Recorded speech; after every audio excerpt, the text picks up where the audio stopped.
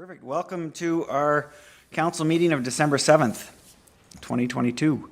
First off, I'd like to call the meeting to order at 4:47.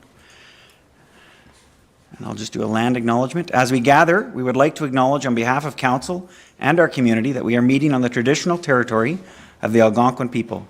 We would like to thank the Algonquin people and express our respect and support for their rich history, and we are extremely grateful for their many and continued displays of friendship.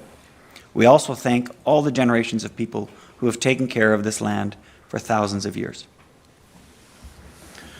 Excellent. We'll move on to the next item on the agenda.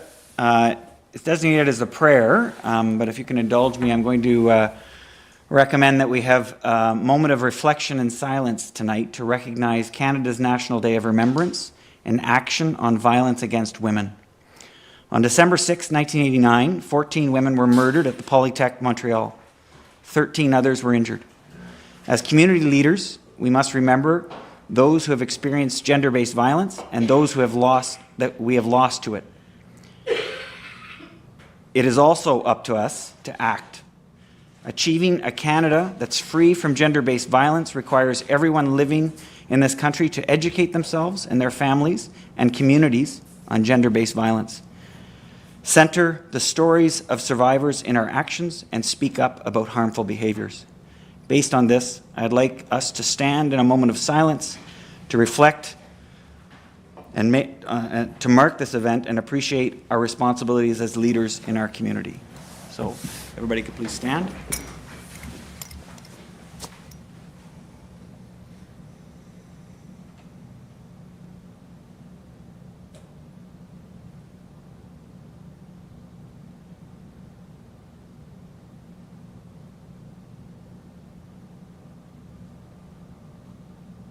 Good. Thank you.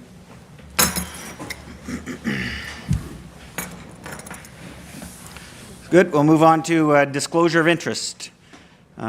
Disclosures of interest tonight. Going around the table. None declared. Perfect. We'll move on to item number 4, our public meetings and presentations. So tonight we have the library board presenting to us.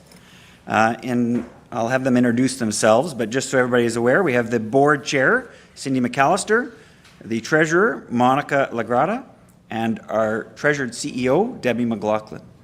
So I'll ask you guys have the floor.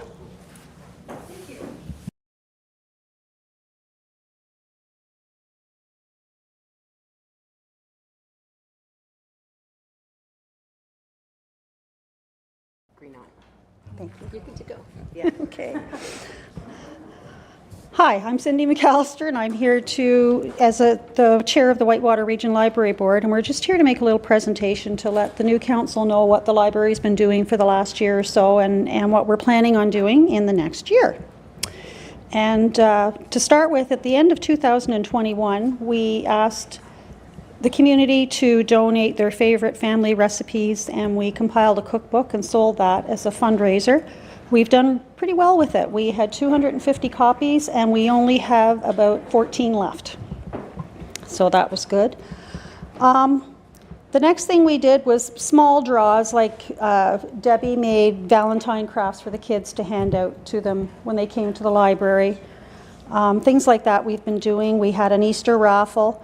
However, we've been informed that raffles aren't legal for a public library. So that won't be a fundraiser for us in the future. Our flagship event was the Family Fun Fest last year at the Ag Hall, and we had over 300 people attend. So many compliments. It was great, and it was just such nice timing because we were just getting out of COVID and could go out and do things again, and wonderful. The kids just loved it.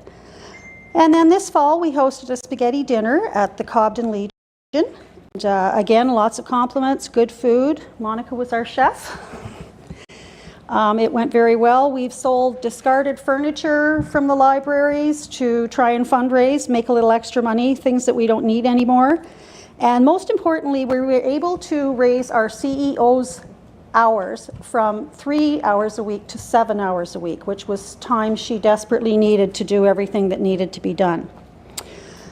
So that's what we've done for this year with all of our fundraising and our grant. So looking ahead, what we're interested in doing is, first of all, including Westmeath a little bit more. There's been some comments that Westmeath is kind of way out there and they're not included. So we've done a survey, and they're very interested in a lending library. So what that would mean would be they would go on our online catalog, order books, then we would send the books up there and have someone who would hand them out and bring back the returned books. The next thing we'd like to do, we're going to host a Winter Family Fun Fest. We've rented the rink for 2 hours for a free skate at Westmeath Rink, and we're going to have a spaghetti lunch as well, and carnival games for the kids on the ice. Again, we'd like to do the Summer Family Fun Fest in June. And we hope to extend all of our operational hours in all 3 branches if we can possibly afford it. And we'll do a dinner again next fall. And that's the end of my portion of the presentation. I'm going to let Debbie, the CEO, tell you about some things that the library itself has been accomplishing.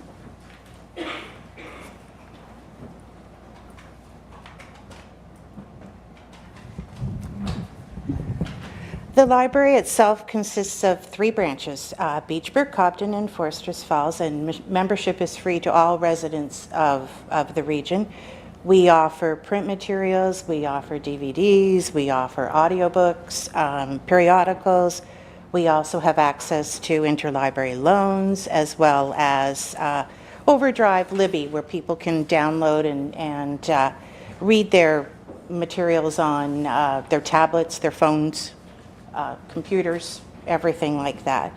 As of November the 1st, we had 2,010 patrons, and we've had 12,610 checkouts of materials, which is pretty good considering we're only open 14 hours a week each branch. We've had 3,900 checkouts of ebooks through our subscription to Libby, and we've also received 174 books and shipped out 329 books through our interlibrary loans. So, and those all go through Canada Post. One of the things the library has been able to do is to award bursaries of $500 each for 2 recipients each year. It's called the Barbara Macwa Bursary. We've also received a $500 grant from the International Dyslexia Association of Ontario. This has helped us to purchase decodable books that are used for those that are having trouble reading or have dyslexia. It helps them get practice on their reading and shoring that up. We've done the TD Summer Reading Program. We did it 3 days. We did 1 day in Forsters Falls, 1 in Beachburg, and 1 in Westmeath. And with that summer reading program, we also had a member of the Whitewater Region Fire Department come and read with us. It was about 29 participants while we were there. We also did a story time for seniors in Cobden with the residents of the retirement home in Crescent Care. And that was done during July and August, and the residents read with the children that came. We did, as Cindy said, we did do a survey of the residents, and it was noted that they wanted more hours on a Friday, they wanted more hours on a Saturday, so we were able to provide those. And we did do a separate survey for those residents of Westmeath, and they expressed an interest in a lending library. We've also showcased a couple of local readers, Dawn Dubé in Beachburg, and we also did Robin Renault in Forsters Falls. Robin did a children's book called Earl's World. And we've also worked with the Whitewater seniors in presenting just a little training session on how to download Libby and get onto our website with those at the Beachburg area, and they're using 10 iPads that have been, I believe, donated. So Through grant. yeah, we've been busy. So, and I'll let Monica talk about our finances. Hi, everyone. Okay, so I've been treasurer of the library board for probably about 2 years, a year and a half to 2 years. I have in the copy that is offered to you of the financials, I just offered the numbers from 2020 and 2021 so you can see or compare what we're working with for 2022 and 2023. So you can see in comparison to our budget from 2022 to our actual, our income is at 111,951. Our expense is at 109,778 with a net income of 2,173 with a 2% asset. So I've included in the 2022 trending just so you have an idea of where we might end up by the time it comes to December 30th, so in a month from now, or just under a month. Just a couple of notes I'd like for you to take note of is as of November 30th, 2022, there's been a decrease in our business growth of 11%. Our fundraising income goal is down by 54%. Our donation income goal for this year has been down by 53%. We have this year set up a PayPal Giving Fund Canada account. This has been set up so that we can receive donations through the library website and on Facebook. Just another way, another effort that we're trying to make to, I guess, attract donations to the library. In regards to fundraising and programming, with the organization coming to January 2022 with healthy retained earnings and healthy net assets, and with the community coming out of COVID-19 restrictions, the Summer Family Fun Fest was arranged. This meant we could bring something back to the community and use the funds that could have otherwise been spent in 2021 or 2020. This was a way for the library to engage with the patrons, to build a rapport with our neighbors, and to give back to the community without obligations. With the Whitewater region population, the three largest age ranges are the 60 to 74% age range at 24%, 40 to 54 making up 17% of the population, and 0 to 14 making up 17% of the population. So currently, our collections, programming, and events are focused on these three age groups mainly, and 2023 will continue to focus attracting these groups. However, we are building on services that will further appeal to patrons of other age ranges. And as you've heard from Cindy and Debbie, some of the ideas that we have to move forward with that.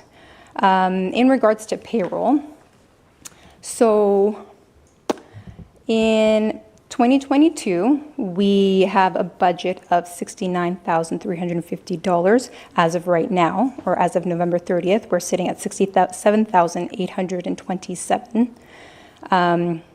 That is all from, well, there was changes. So of course, as you heard from before, there was the CEO hours that were increased from 3 hours a week to 7 hours per week, and that is part of the reason into the increase of wages spent for this year. We've also hired 2 casual librarians in 2022 to fill in the gaps in operations, vacations, sick days. We also have training and development of current casual librarians beginning in 2023, and we've also hired 2 more casual librarians that will start in 2023 for purposes of, again, filling in the gaps in the sick hours, vacation days, for operational hours, again, with the lending library and for future succession plans. A couple of other things I would like to note is the Barbara McWaugh Memorial Scholarship Fund. So as of right now, we have a total fund of $9,100. And this is basically an education fund that we plan to give out to 2 recipients every year. And then we also have funds set aside in GICs.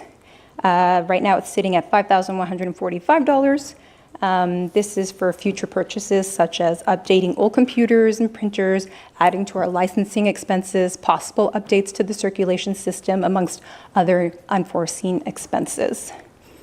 And basically, part of this was just so that you could see where we're coming from, where we are right now, and where we plan to go. And we're hoping that the council and the rest of the municipality will help us see our vision in the future. Thank you. Any questions? Yeah, we'll put it to the floor. Is there any questions from any of the members of council? Yeah, Mark? Sure. Just with the, I know some local, oh, sorry. Get used to that. Some local libraries, like in the county, they have some memberships or the ability to basically get a pass to some of the museums that Yep. are available in Ottawa. Is that something that? That is something that we offer, yes. So Nice. you can get the daily pass to the national parks and the family passes to, yes, major museums in Ottawa's capital, yeah. Yeah. Any other questions? Anything else, Councillor Bill? No? Good. Anyone else? Questions? Yes, Councillor Moore. I know it's been a long couple of years, but congratulations. A lot of work has been done, and your attitude and your vigor has never ceased to amaze me. So congratulations, and keep up the good work. Thank you. Thank you. Good. Awesome. I would just, I'll say a few things and maybe ask a question or two. Okay. So I'm impressed with the integration of the Whitewater seniors, so thank you so much for that. I think that's encouraging, especially given the percentage of our population that are our seniors. So I like to see that cross partnership, so that's very positive. Thank you. I just had a question. When I looked at your numbers, your breakdown, can you just roughly break down your income between the grant that we provide, fundraising, and any other grants that you might obtain? So the grant that we received for this year was $85,000. Then there was the event grant that we received for the Summer Family Fun Fest, which was at $700. And that would have been it for the municipal granting. And the other sources? And the fundraising would have been, let me just double check here.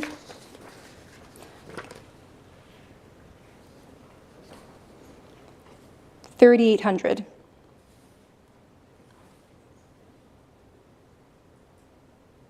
It's not on there.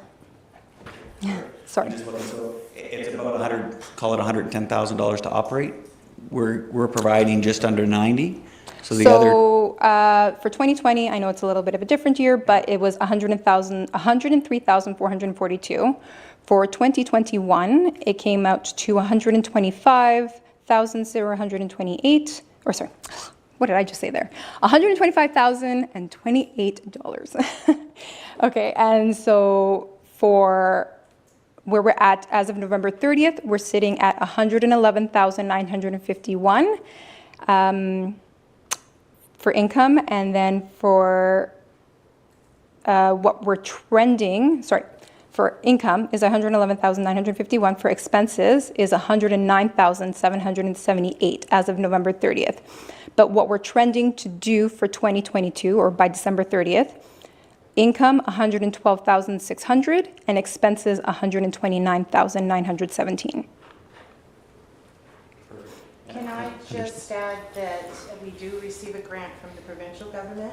Oh, yes. We get a $13,000 grant from the provincial government, and then there is a $2,200 and some portion of added on to that is considered pay equity. That is used to help with the payroll. oh, perfect. That's perfect, yeah. Thank you so much for that. I can't think, no, and the last one was just integration with neighboring libraries. Is there any other partnerships that exist between neighboring municipalities? No. Not at this time? Not between interlibrary loans? Besides the interlibrary loans, yeah, there's nothing else that we do with any other libraries. Perfect. Good. Well, I really appreciate you guys taking the time to come tonight. And I want you to extend thanks to the whole board. We recognize that it's volunteers. You guys do this out of your love of the library, and it's very much appreciated. And I'm sure with our 12,000 checkouts and 2,000 patrons, which are great numbers, it's also appreciated by the community. So thank you again so much, and we really appreciate you taking the time tonight. It's good. Thanks. Good. You are free to go. You don't have to sit through the whole thing. Don't worry. We're going to spend lots of time here tonight.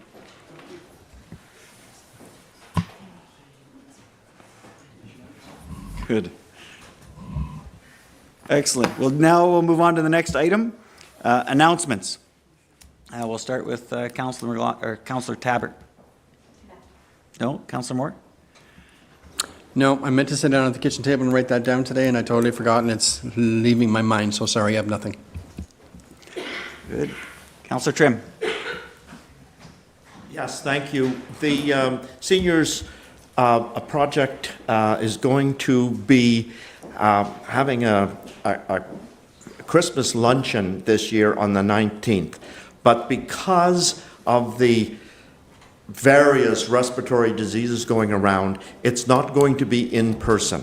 And so they're going to deliver lunches and other goodies in bags to vulnerable seniors in the community. And they've committed 25 bags, and of those bags, there will be 5 married couples. So it'll be meals for 30 people. And I'll be on the 19th, later in the afternoon, and these people will be notified and the deliveries will be made. And so hopefully next year we can get back to more normal Christmas time where people can get together in person. Thanks, Mr. Mayor. Perfect. Councillor Olmsted? Yeah, I've got nothing at this time, thank you. Good. Councillor Bell? Nothing for me. The only thing I'll just reinforce, and I've forgotten the time, but Sunday, December 11th, is the Christmas tree lighting in Westmeath. 6:30. Thank you, Connie. So 6:30 in Westmeath, Christmas tree lighting, if you are available to join me there. Excellent. Okay, next we get into our reports. Item 6.1 is a tile drain loan. So the recommendation before us is that the Council of Township of Whitewater Region approve the tile drain loan application from Barry Gould from Gould Haven Farms in the amount of $50,000 for approximately 32 hectares, subject to funding approval from the Ministry of Agriculture, Food and Rural Affairs. Can I get a mover and a seconder? And the mover, Councillor Morris, seconder, Councillor Trim.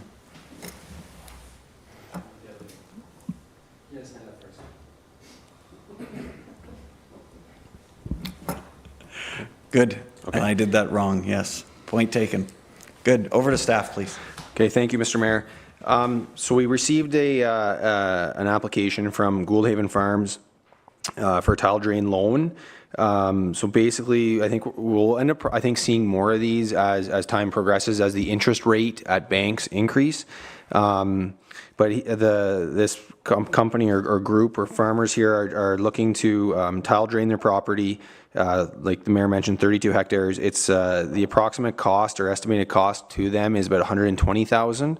So under the program through the ministry, they can get up to $50,000 or 75% of the total cost. So we anticipate this to be a $50,000 loan. The process from here is once this gets approved and then the work gets completed, they'll submit invoices to the township. We will then end up submitting this to the ministry. They will look at it quickly, make sure that our application is correct, everything's right. They'll come back to council for a bylaw that will get passed with the amortization schedule and everything. Then once all of that's completed, we'll add the yearly payment to the tax roll. We'll collect that each year on the taxes. We'll get money from we'll get money from the ministry in the $50,000. We'll turn around once we receive it, pay that to Mr. Gould. Then we'll begin to collect each year for the next 10 years. So that's really how the program works. So at this point in time, staff recommend approving this. We do have a bylaw in with the ministry that allows us to borrow up to $300,000 under this program, because what council has to understand is that in the event, and the reason there's a cap on the bylaw is that in the event that we didn't collect the money or something happened to these properties that we do have these tile drain loans on, council and the township are still on the hook for to repay those. So that there's not like it's always unlimited. So in the event, right now we have 9 properties without this loan. That the principal balance is about $58,700, so that leaves us about $240,000 of our borrowing room. And after if we approve this loan and this goes through and everything's all good, we'll end up having about $191,000 left. So then if we continue to get loans, we'll just have to pass another bylaw and put that into the ministry to increase our borrowing limit. But at this point in time, there's no issues with this application. So turn it back to the mayor for any questions. Perfect. Thank you, Sean. And clerk, I screwed that up, so I want to switch my mover and my seconder. Can I do that? Yeah. Excellent. They're both agreeants to that? Yeah. Thank you. So, Councillor Trim, you moved. You get to speak first. Yes, I understand by reading through this that the Gould farms, they sort of maybe jumped the gun and went ahead with the work. But it's been recognized they've done everything properly. So there seemed to be a suggestion that perhaps for future applications there might be some way to communicate the policy better. Is that in the works? Yeah, so just, I guess, so typically in the way that it's written in our application is that they're supposed to receive approval of the application before proceeding with the work. But in speaking with when I had the first conversation with Mr. Gould, realizing that the work had already begun, I called the ministry and asked them, because what is the parameters on this, and it's really not, to them, it's not a big deal, it's not a deal breaker to them. So in our application, it says that they must submit before and receive approval, but then the next line says that don't quote me on this, but it basically says that they may not get the grant if they start so it kind of contradicts itself. The key here is that we did send our tile drainage inspector, Steve Hodson, who went out with Bill Tripp, who's also a tile drainage inspector, and they did inspect, and the work was completed, like it's proper tile drainage. All they're certifying is that they see tile in the ground. They're not certifying that it's proper work, but they're certifying that for the ministry that there was work completed there to get the loan. So staff, the inspectors are satisfied that the work was completed, and then the ministry will go from there in the next steps of the process. Thank you. Any other questions? Councillor Tabbert. So can we increase the amount we borrow at any point in time? So I'm under the impression through the ministry that when we would have to submit the council would have to pass a bylaw similar that we did, I think, in 2016 or some time ago. There's a time that people can appeal, I am led to believe, so I think it's 28 days. So once the bylaws passed, submitted to them, fast forward 28 days, if nothing were to happen, if somebody appealed it for whatever reason, then we would have the extra whatever we'd apply for. So if we apply for another 500,000, we'd have 500,000 plus what we have. Perfect. Any other questions? Councillor Bell? As far as the available loan right now, is it on a first come, first served basis, like until we have to extend that loan? Is that basically how the staff looks at that? Correct, yeah. So we would have roughly about 190,000 left. When applications would come in, we'd bring them to council, and council would have to approve the application. But I think since I've been treasurer, this might be the first or second one. There hasn't been many that have come, but we anticipate there will be more because of the interest rates at the bank. The rate is set at 6%. We don't anticipate it increasing, so I think that'll become more attractive to people than going to the bank. Perfect. Any other questions from council? Okay, I just have a couple, Sean.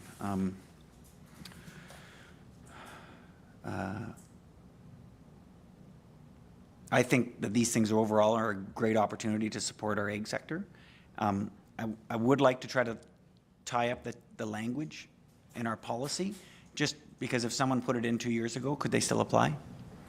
And I just want to make sure that's clear. So I can answer that because this was a conversation with the ministry rep. So ultimately, and the reason the language in the recommendation is funding, subject to funding approval from the Ministry of Agricultural, Food and Rural Affairs. So for a landowner who is doing this, it's maximum of $50,000 per property per year. So their year end is March 31st. So what a landowner could do is apply this year at this point in time for $50,000 and then come back in April or May and apply for basically the balance. It would still end up being only 75% of the loan. Now, they have had it where people have come years later and they have not approved them. So there's no set in stone on their end. It's just whatever is reasonable on their end that they can certify that work was completed and done in a satisfactory fashion. So I can't answer if they're always going to approve it. There's probably going to be a little bit more hoops to jump through for the individual landowners. That's perfect. If we can just get our policy to reflect that. And it's an application. Perfect. The application piece will be what we would need to just change. Okay. The other point was just and you had mentioned, what if they don't pay the loan back? It's secured against the land title though, right?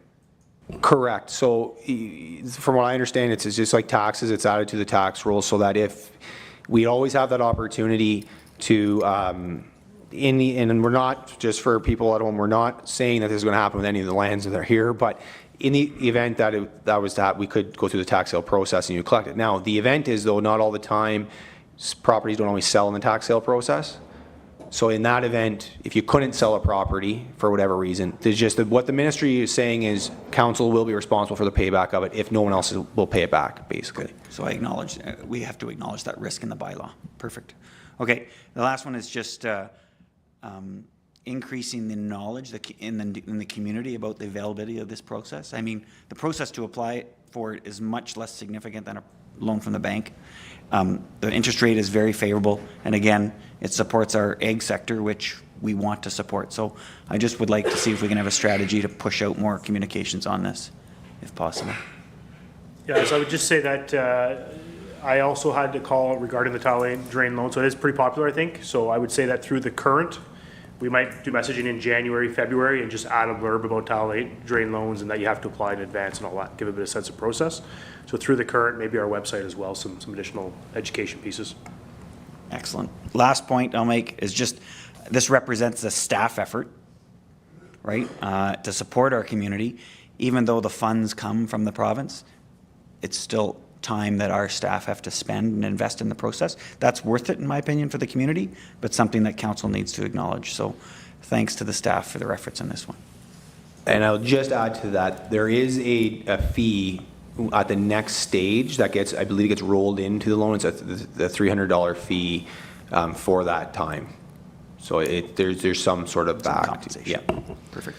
All right, that ends my points. If there's nothing else, we'll call for a vote. All those in favor? Excellent, it's passed.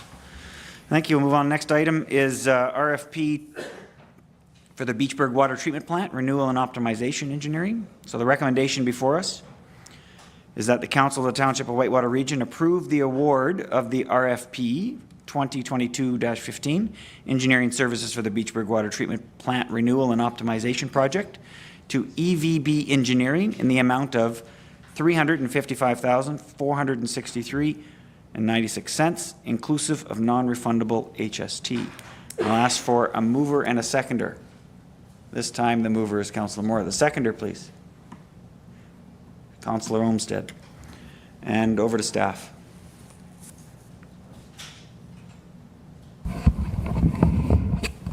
Yes, thank you. If you go back a few months, we brought our report to council stating that we were successful in the ICIP program, which is the Investing in Canada Infrastructure Fund program, Green Stream Funding Intake 2. So that township was successful in attaining just over $1.5 million, representing 73.33% of the total project of $2,062,000. The RFP provided some key tasks in the project from design, environmental assessment to detailed design to construction. The main goal of the project is to rehab and optimize the Beachburg water plant. Some of the main components that will be rehabbed is the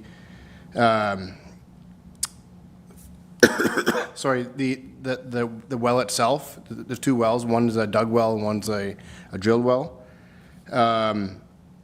The pumps, the electrical, the generator, SCADA control. Currently, the plant has very little SCADA. And process piping, HVAC, and also the building repairs. The RFP was issued through the municipal website and Bidingo. 17 documents were picked up. The township did close the RFP on December 13th, and 2 proposals were received, ranging from $394,000 to $394 to $391.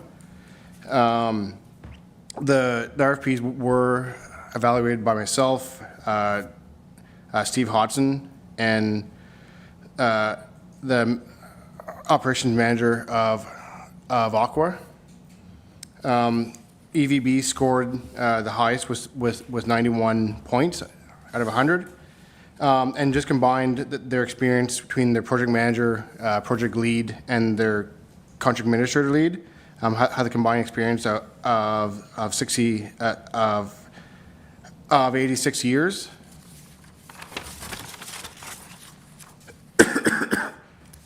Through the project, the RFP did ask what were the limitations to the project, and EVB provided 4 limitations. One was the budget. In 2018, Aqua provided the township a capital management plan.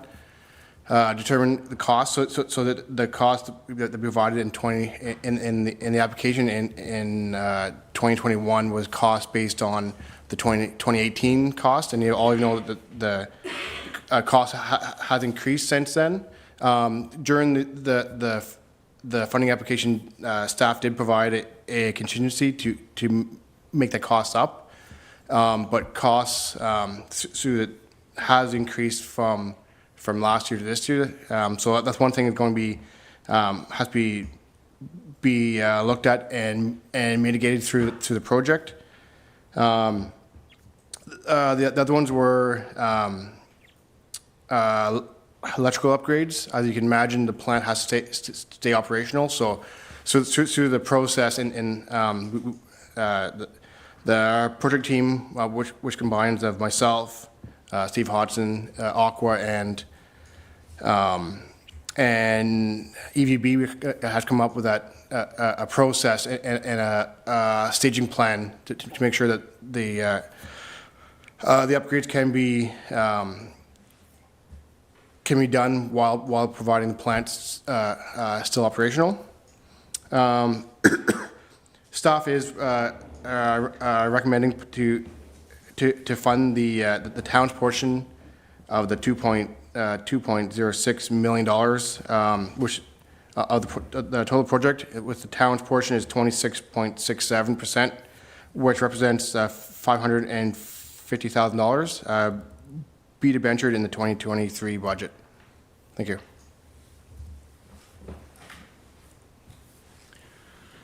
Perfect. Thank you, Lane. Questions? I'll turn to the mover first. So, Councillor Moore.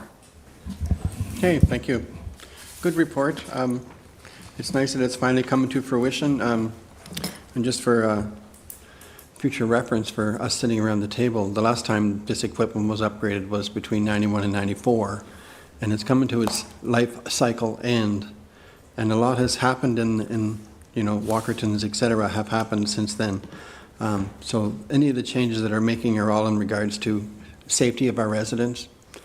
So it's good to see it's coming along, and we're still managing to run the plant. There hasn't been any major discrepancies or shutdowns or breakdowns, so we're fortunate at that point. So we're sort of tailing the last end of some of this stuff to get it replaced by 2024. So looking forward to getting this all replaced. I know the users will not be happy when it comes to when we discuss money and how that's going to take place, but I was around paying bills for the last one, and I can remember it wasn't a very good conversation around the council table at that time, and there was probably half the users there is now.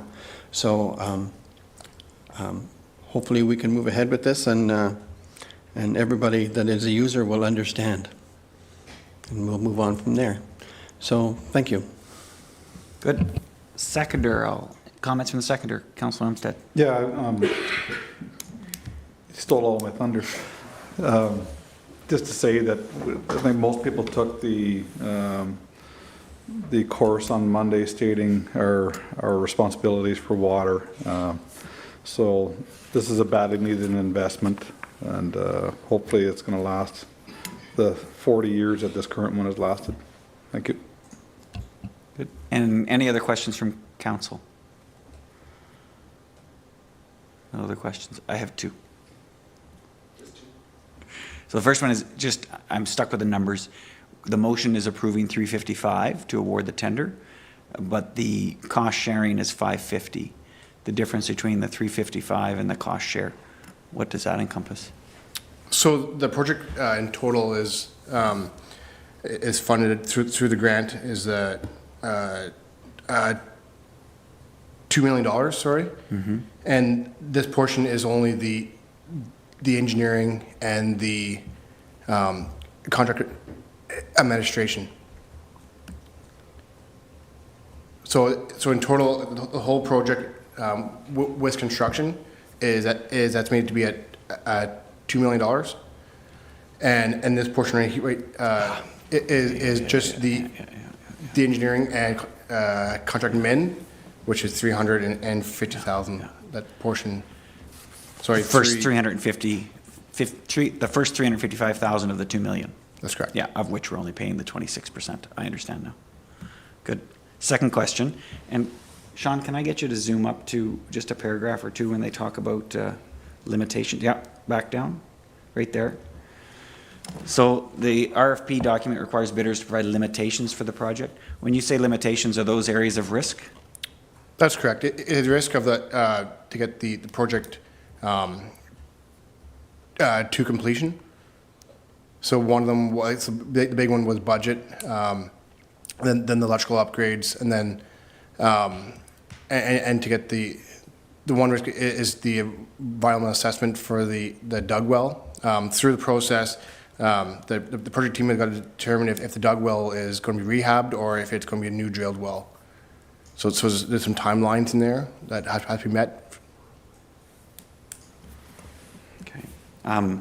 The comment I'll make is that I just cognizant of our next couple agenda points with the budget is that I just want to make sure that these risks, if they end up being, end up resulting in overruns of our forecasted expenditure, we need to have off-ramps through the process to make sure that we stay on budget. So I just want to make sure that's taken aboard. Yes, CAO. I would just say that when we get, so this is the detailed design and also the contract administration. When we get to the tendering process, we might divide it in sections. Once we get a sense from the engineers of their anticipated cost for the actual construction piece.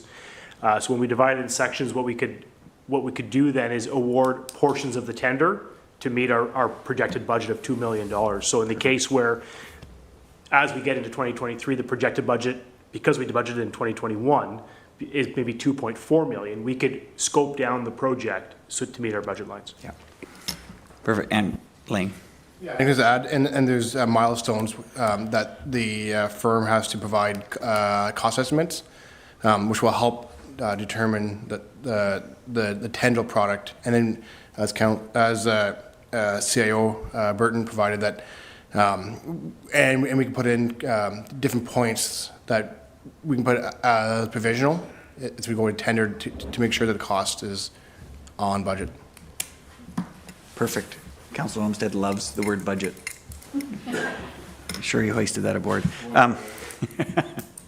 The only other comment, this is a perfect opportunity, and I stress to council, again, when we look at the budget, this $1.5 million that we've got from the federal government and the provincial government represents $1.5 million that the taxpayers don't have to pay in terms of the water bill. So this is the perfect scenario of how we would like to move forward for investing in our water system, specifically, or septic or sewer, wastewater. So thank you so much for doing the application and all the work that led up to the point where we can have this discussion. So thank you for that work behind the scenes, staff. Good. If there's no other questions or comments, we'll move to a vote. Oh, sorry. Yeah, Councillor Bell. With the engineering report that you received, as far as the capacity, do we know how, like by what percentage this would increase our capacity for future development, that type of issue? Yeah, so the actual funding grant was more for existing water users. It wasn't for expansion. One of the project, so through the project is more for just rehab. It's not actually for expansion. There will be sort of process looked at what is the future capacity. So to adding the plant to make sure that there's room for future expansion. But the biggest part of this project is for the rehab. That rehab will, like I just saw, I mentioned it, or they mentioned it in the report, that it will increase that capacity just basically through efficiency from the new components. That's essentially. That's correct, yeah. Good. Any other points or questions? Call for a vote. All those in favor? And it's passed. Thank you. Item 6.3, which is a governance report for the next 4 years. Our recommendation is that Council Township of Whitewater Region consider the following: appointments to outside organizations, task forces, and boards recommended by the Mayor, appointments to the Property Standards Committee and Committee of Adjustment, and that the Council of the Township of Whitewater Region approve the 2023 Council meeting calendar and 2023 budget schedule. Can I get a mover and a seconder? Councillor Moore, seconder. Councillor Trim. Perfect. I'm not sure which staff. Oh, our clerk is going to present this one. Thank you. So, Section 216 of the Municipal Act provides the municipality with the authority to dissolve or change local board or committees. So that's the first item, would be appointing the task force and boards. The appointment of deputy head of council, it's normally the township's practice to have the deputy mayor act as the head of council in the absence of the mayor. So a bylaw is proposed to confirm the deputy mayor's appointment if the mayor is not able to attend. Alternate member to county council. So same thing, that a bylaw is being proposed to amend to appoint the deputy mayor to attend the meetings in the event that the mayor can't attend. Property Standards Committee and the Committee of Adjustment. This will be the final bylaw, and it's proposed to select the members to the Committee of Adjustment and the Property Standards Committee. And last but not least, attached is the 2023 committee council meeting calendar and budget meeting schedule. So that's for approval if you want to have a look. And if you have any questions, just ask me.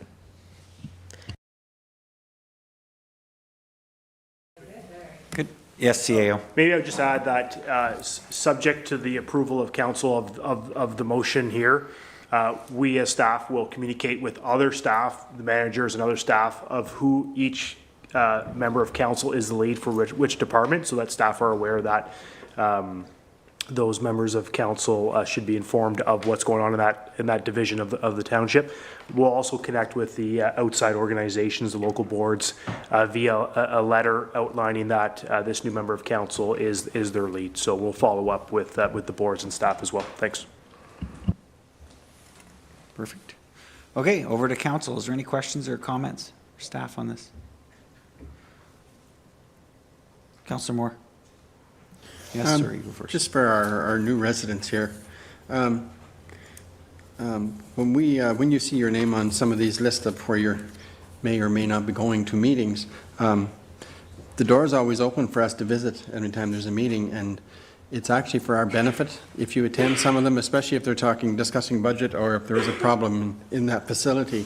It's nice for council to have a heads up on what's happening. Sometimes we hear that there's a problem somewhere and they didn't bring it to anybody's attention, and sometimes things snowball. So it's nice to get a handle on things right away, and for us as other members of council, it's nice to know who to point in the direction of whom the caller is looking for, now that this is finally approved. So good luck at some of these meetings, and don't be afraid to bring back something to council. Thank you. Good. Our seconder was Councillor Trim. Do you have anything to add?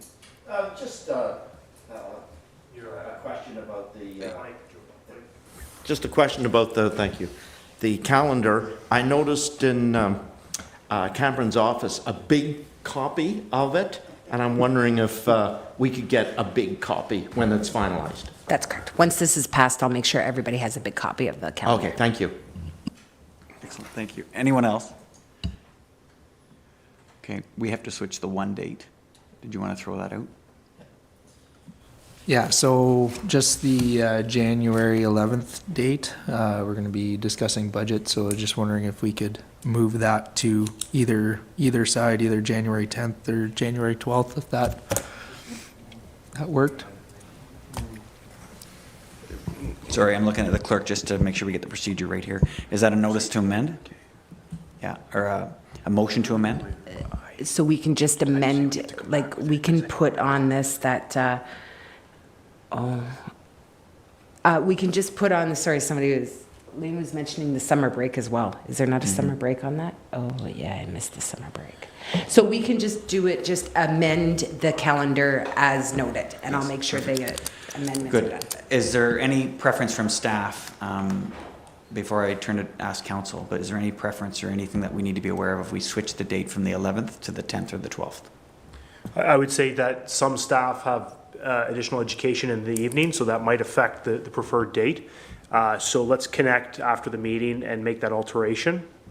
I'd say we keep the calendar as is, and we can just through our posting on our website, make that change to the special meeting, and that would meet our procedural bylaw, as long as we notify 48 hours in advance. So let's figure out the 10th or 12th in the next few days, and then we'll post that immediately to inform the public. That's perfect. And we have, I mean, flexibility there to make it work, so. Yep. Good. Any other points from anyone else? Because I have a couple things that I want to bring up. No? Yeah, please, clerk. This might affect you.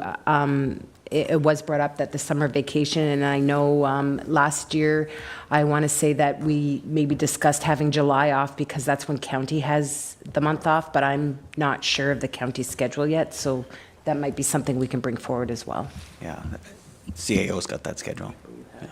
Yeah, well, I would just add that the past practices, July and August, there were no council meetings unless there was a need to get caught up and stuff. So we'll bring back an amended calendar in January, like a finalized one, subject to these minor changes, and we could approve it at that point in time.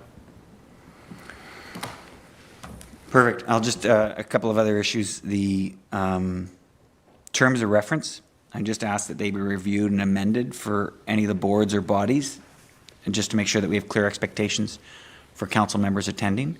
So I know not all of them have terms of reference. I'm not expecting a huge terms of reference to be generated, but just to make it clear, are they voting members? Those types of things, their responsibilities.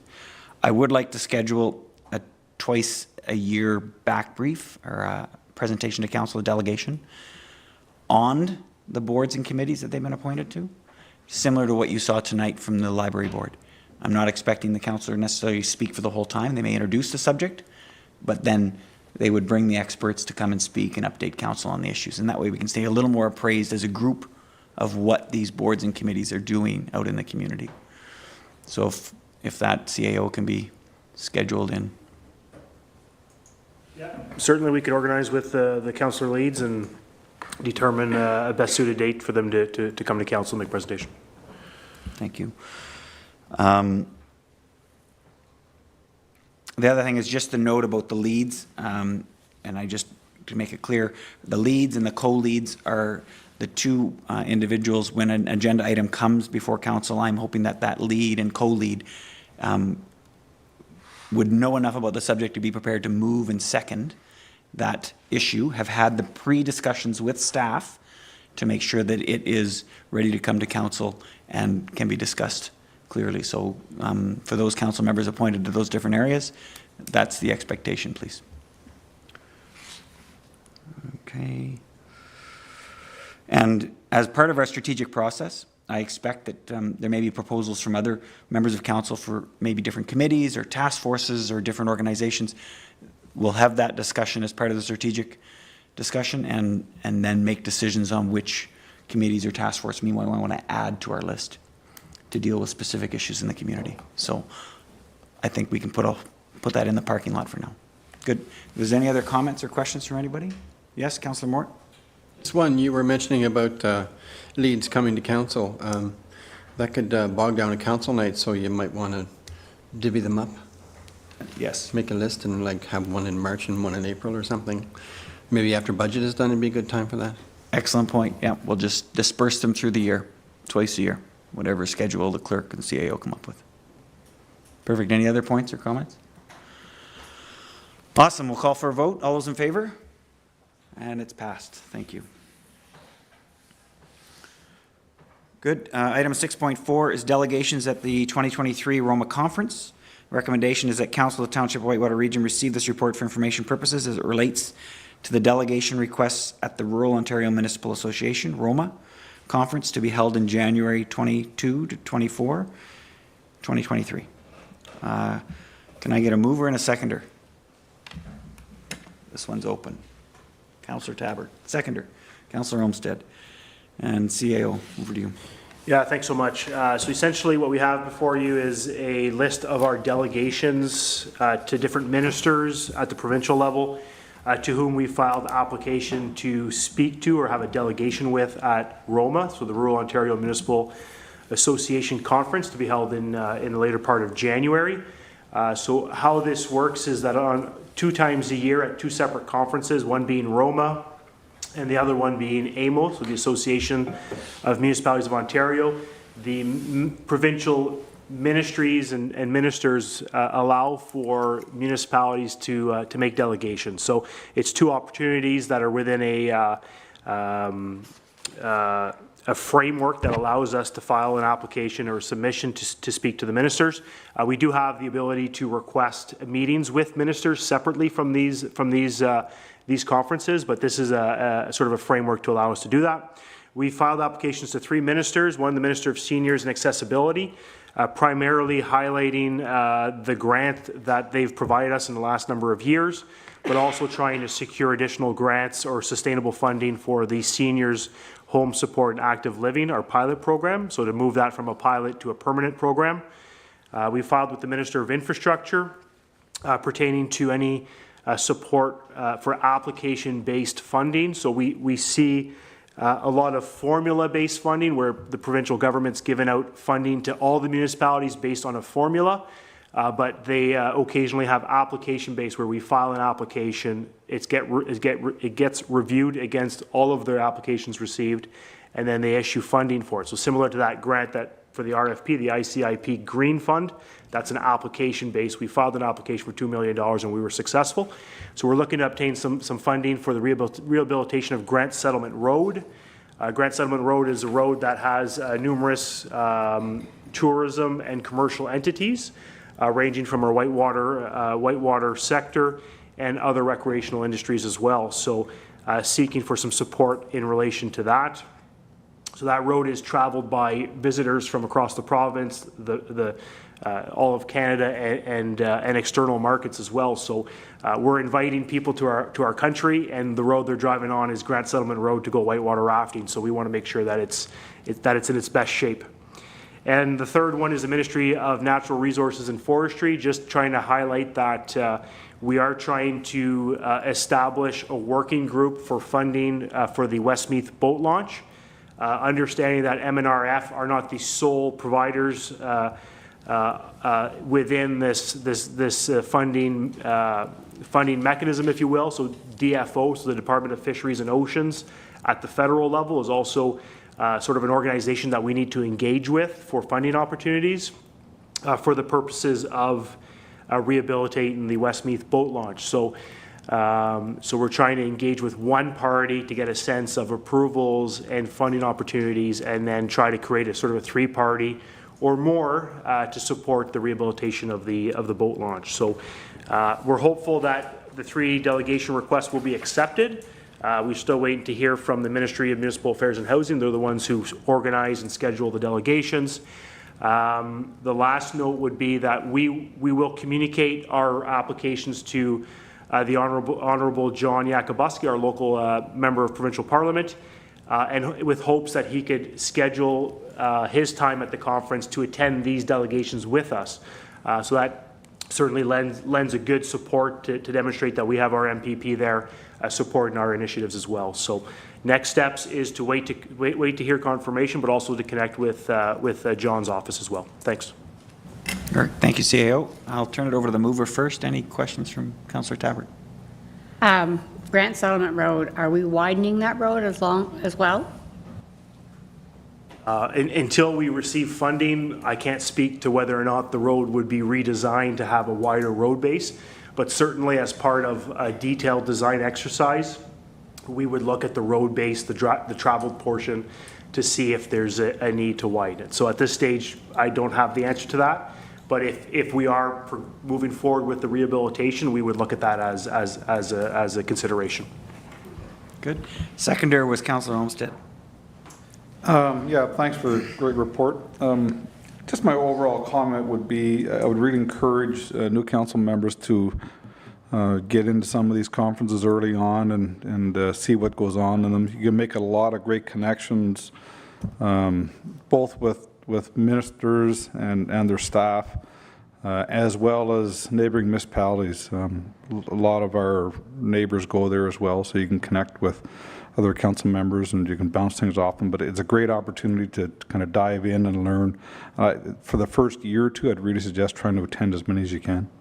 Thank you. Floor is open. Anyone else? Comments or questions? Councillor Moore? Just a question of concern.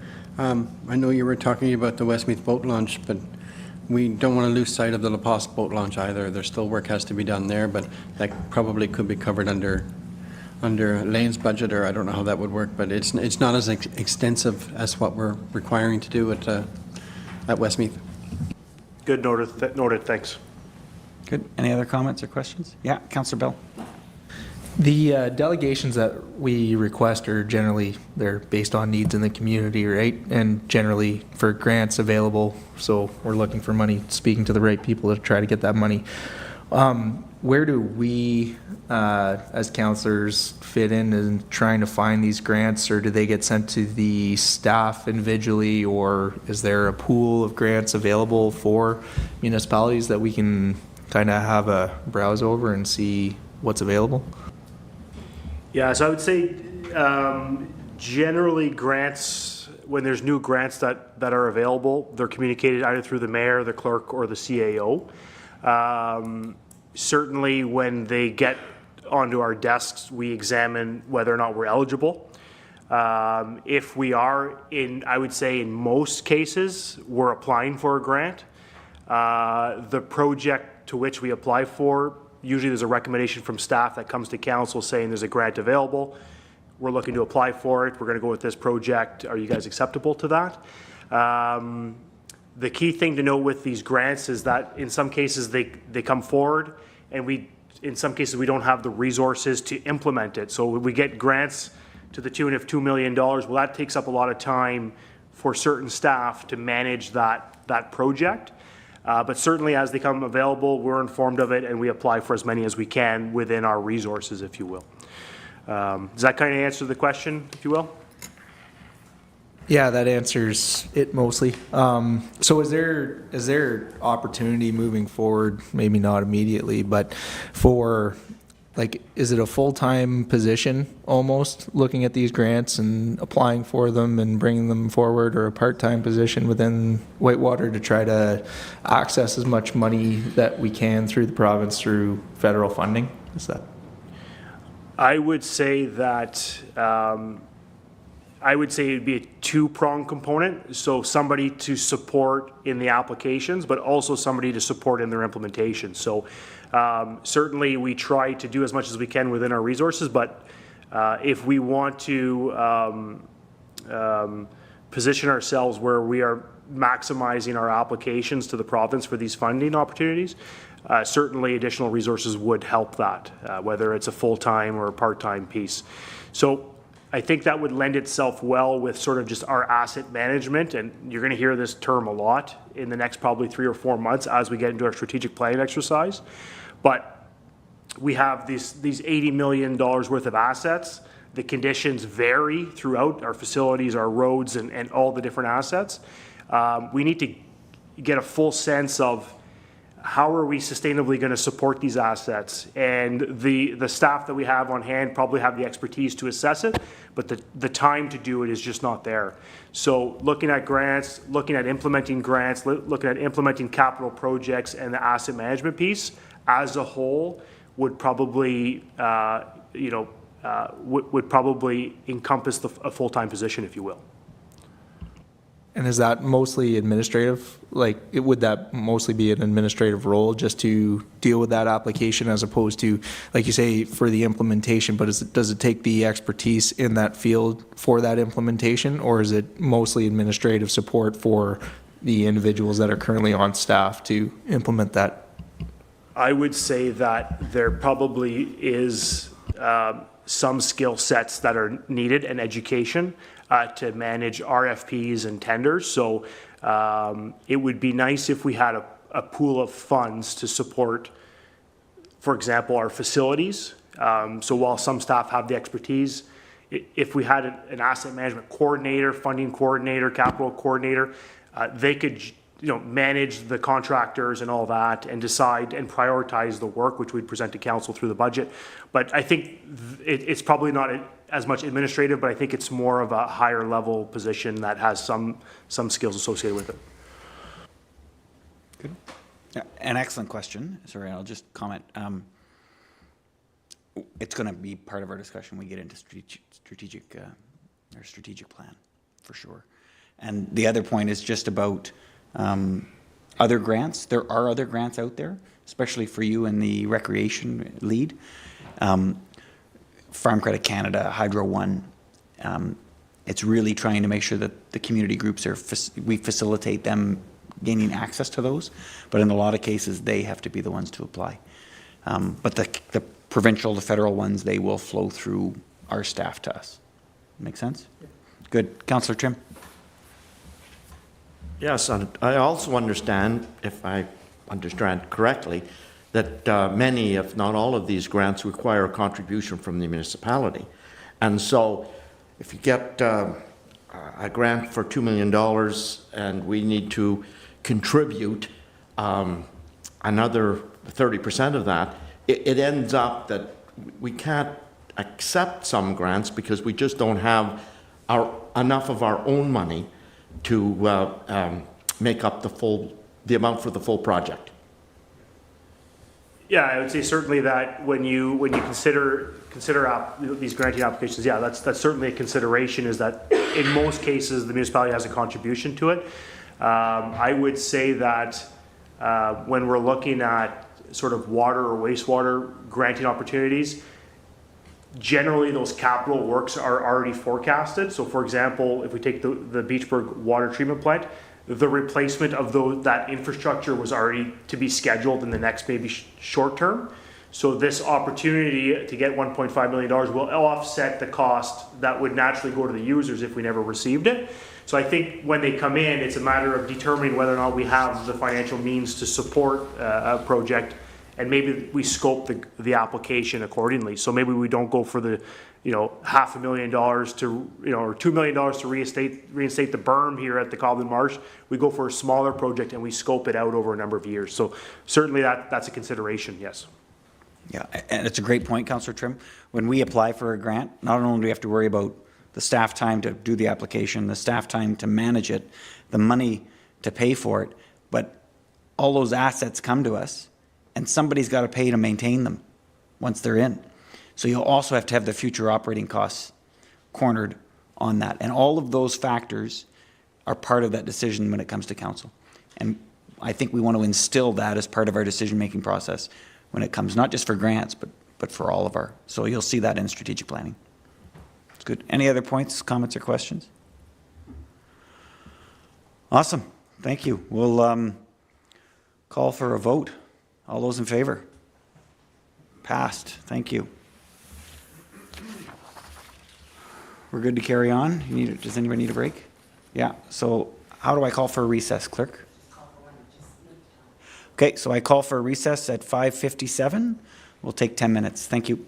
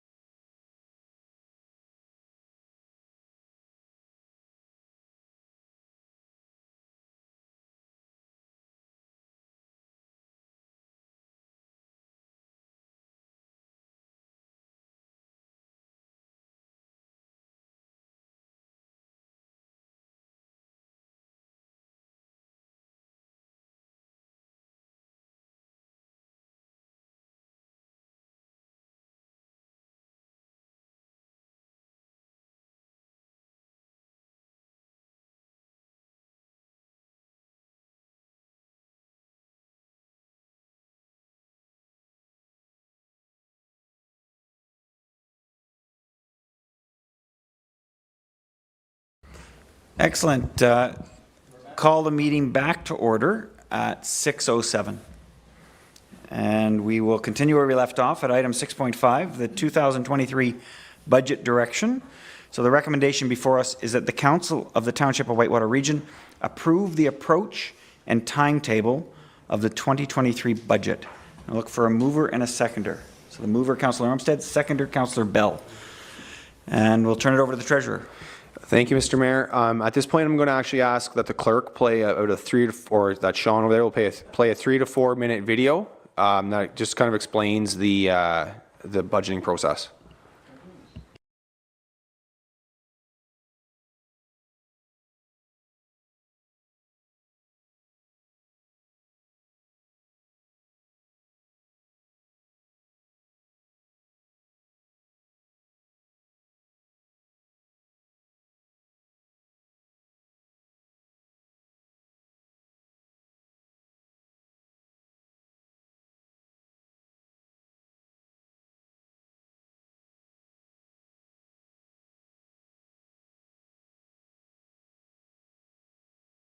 Municipalities like the municipality of MFOA receive approximately 9% of all taxes collected, but are responsible for over 50% of the infrastructure.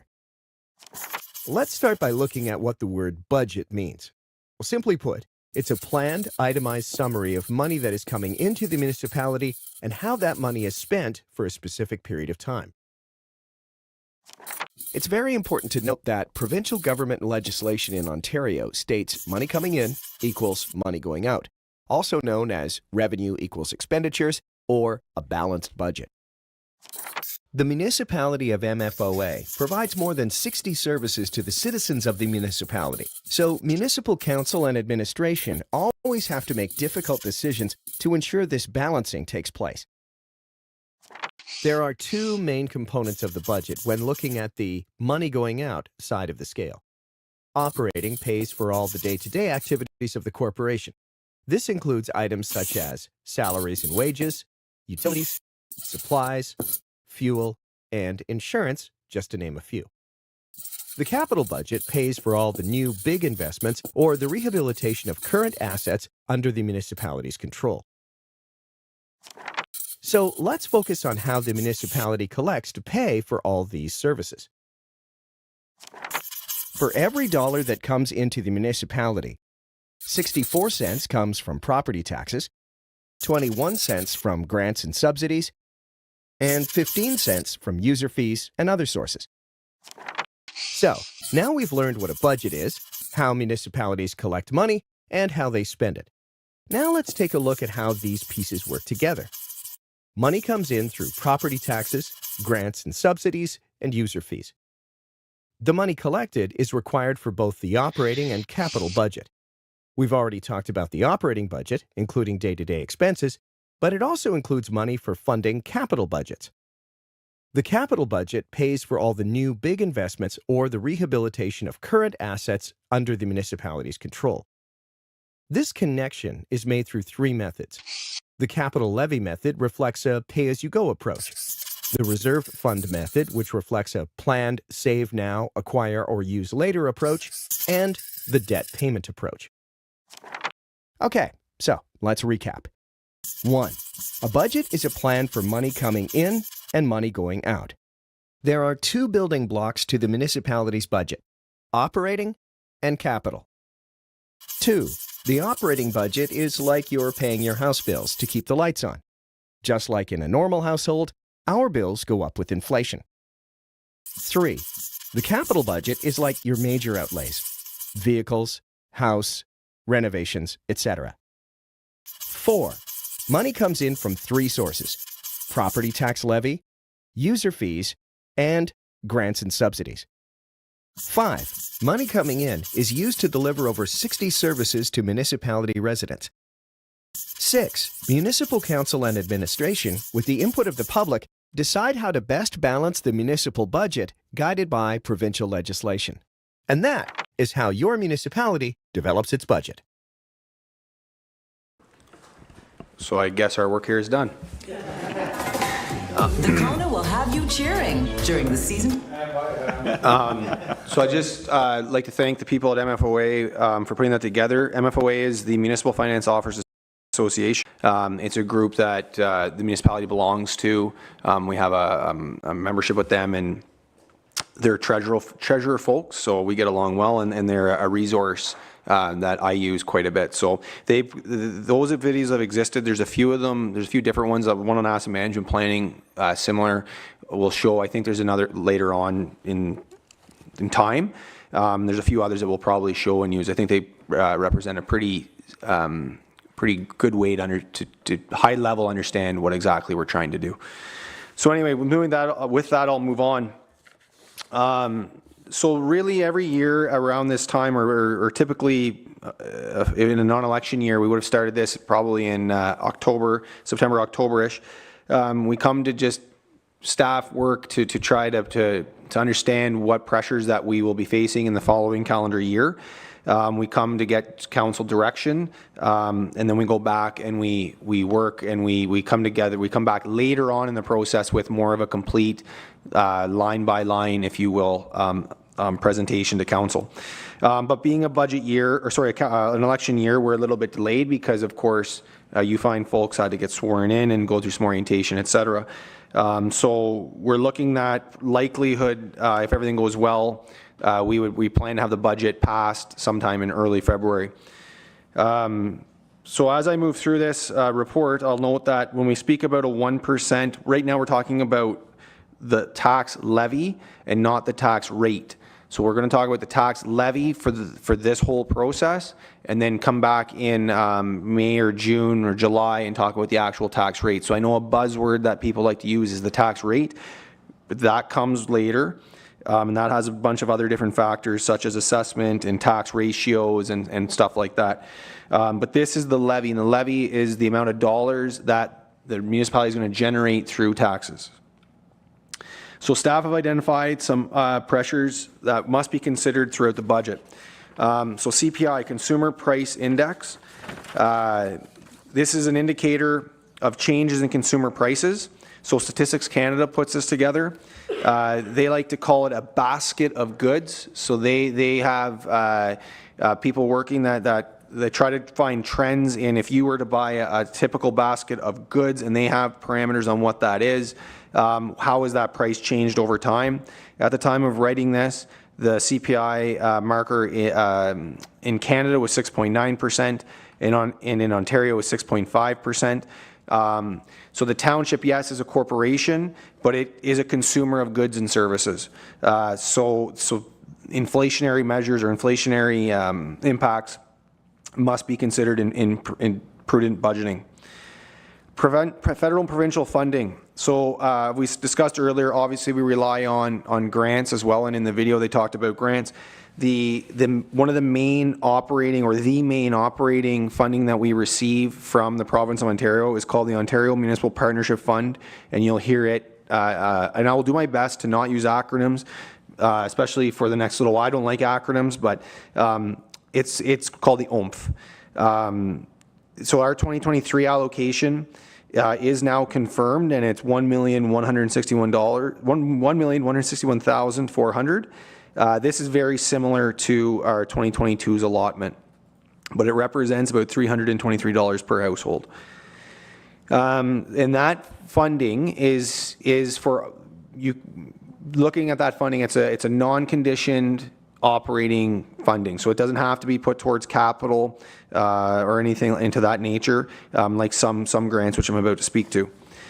The Ontario Community Infrastructure Fund, otherwise known as OCIF, that's a Government of Ontario grant, and that's a formula-based grant, and our allotment is not confirmed at this time. The 2022 allotment was $488,393, but what's important to note there is they did a double, like a one-time doubling of that grant. So when we started the budget process last year, we weren't sure. They came out and said, well, we're actually, and it wasn't quite double, but they doubled the envelope. We don't know where they're going in 2023. The formula is changing. And I won't dive too much into the current formula because I'm not an expert in it, but the formula is changing where they're going to be doing they're going to be looking at our annual financial information return, and they'll be looking at our capital assets and what the replacement value is on those. So when we speak about asset management planning, it's going to be very important we get a handle on that and accurately report these so that, because it's going to affect the OCIF funding that we get. That is a capital grant. It must be used towards capital items, with the exception that it could be also used towards, which is fairly new, could be used towards staffing costs for asset management purposes. The Canada Community Building Fund, CCBF, formerly this was the gas tax. And this is the federal gas tax fund. There's provincial gas tax funding, but we don't qualify for that because we don't have, I believe it's supposed to be for public transportation. We do qualify for the federal fund. We will receive in 2022 $231,000 and $231,956. So that's up, just shy of, or just over 10,000 from the year before. So all that being said, is our OMPF, or Ontario Municipal Partnership Fund, is pretty stagnant. We're unsure on OSIF. Or Ontario Community Infrastructure Fund, but the CCBF, the Canada Community Building Fund, we know what we're getting. And that also is to be used for capital purposes. The infrastructure gap. So when we speak about the asset management plan, and if you're tuned into some municipal stuff, you'll always hear this infrastructure gap. Well, basically, it's the gap of where the state of our infrastructure is and what we would ideally need to bring it up to speed. The provincial government came out with mandates on asset management planning years ago, and there was just another, another go around added to update asset management plans, and that you'll sometimes hear as AMPS, AMPS. The township did adopt an asset management plan in 2022. We've met the regulations that we need to meet, and we've met the regulations, I think, up until 2024, because there's more regulations coming. But basically what that plan does is that was economists looking at our state of our assets. We provided a lot of the data, and then they forecast out and say, well, this is based on multiple factors, what the township, they looked at what we were currently funding as an average and what we would need to bring it up to. And really what that's saying is that the annual infrastructure gap is $11.7 million. So 12.9 is the annual money that in a perfect world, in a textbook exercise, would be put towards capital to bring it up to speed. So obviously going from to raise $11 million and never move toward, you're not doing that in 1 year. So it recommended a time frame and to increase the capital levy by 4.2% over the next, I believe, 20 years. That's for tax-funded assets, and then 7.1% for rate-funded water assets, and then 2.9% for rate-funded sanitary assets. So the rate fund, and why they're segregated out like that is because people that are on, that use the service of water pay for the infrastructure and services of water. And when people that are on the service have the services of sanitary, so wastewater, they also pay for those. So the general taxpayer does not contribute to those assets. And then you'll note that in communities such as Cobden and Beachburg, when road work is being done, so now you've got a road, you potentially have sanitary pipes, and then you've got water pipes. So it's very important that as managers, when we're doing projects, that we're not trying to replace sanitary without replacing the roads. So just kind of marrying some of that together, and that's the work that staff does before we present these to council. Currently the township, and this was brought in, I believe, I'm not sure if it was the last term or 2 terms ago, and it is in a policy or a bylaw policy, commits to 1% of the previous year's levy to put towards capital. So we call that the capital reinvestment reserve. So basically that was, the intent was, we had to start somewhere. So in 1 year, the previous year, whatever the levy was, the next year was increasing 1%, and that 1% was solely for capital purposes. And then in year 2, you're increasing again at 1%, and that's solely for capital purposes. For 2023, this would entail, so like I said, the 1% would be an additional contribution to that reserve, because what we do is we put it into the capital reinvestment reserve, and then we pull out of the capital reinvestment reserve when we go to use that for the capital purposes. So our capital reinvestment, what we would tax for with that 1% is $336,712. So the Capital Reinvestment Reserve, Canada Community Building Fund, and Ontario Community Infrastructure Fund, assuming we would get at least the 2022 allotment, would yield capital contributions of just over $1 million. This amount falls $11.8 million below the required amount as per the council adopted asset management plan. So then into some other items that also pose some pressure. So payroll deductions. And that might not be the right term to use, but there's a bunch of different pieces to this one, so that's the one I went with.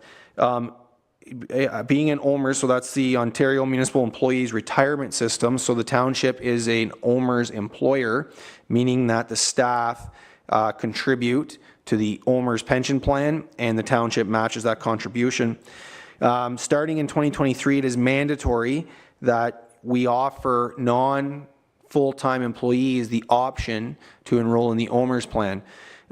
So this would entail that if an employee so chose, they would get their wages, they would have 9% deducted from their wages to be contributed, and the township would match that 9%. So that's a 9% increase, potential increase, on the costs for those non-continuous full-time.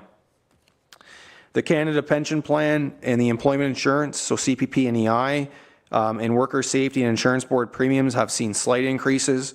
The CPP maximum amount is increased $255, and the EI maximum amount is increased $71. So an estimated, just those two increases alone, an estimation is that's a $10,000 increase to the salary, to the wages and benefits piece. So that's something that sometimes gets overlooked, but it's $10,000 is $10,000.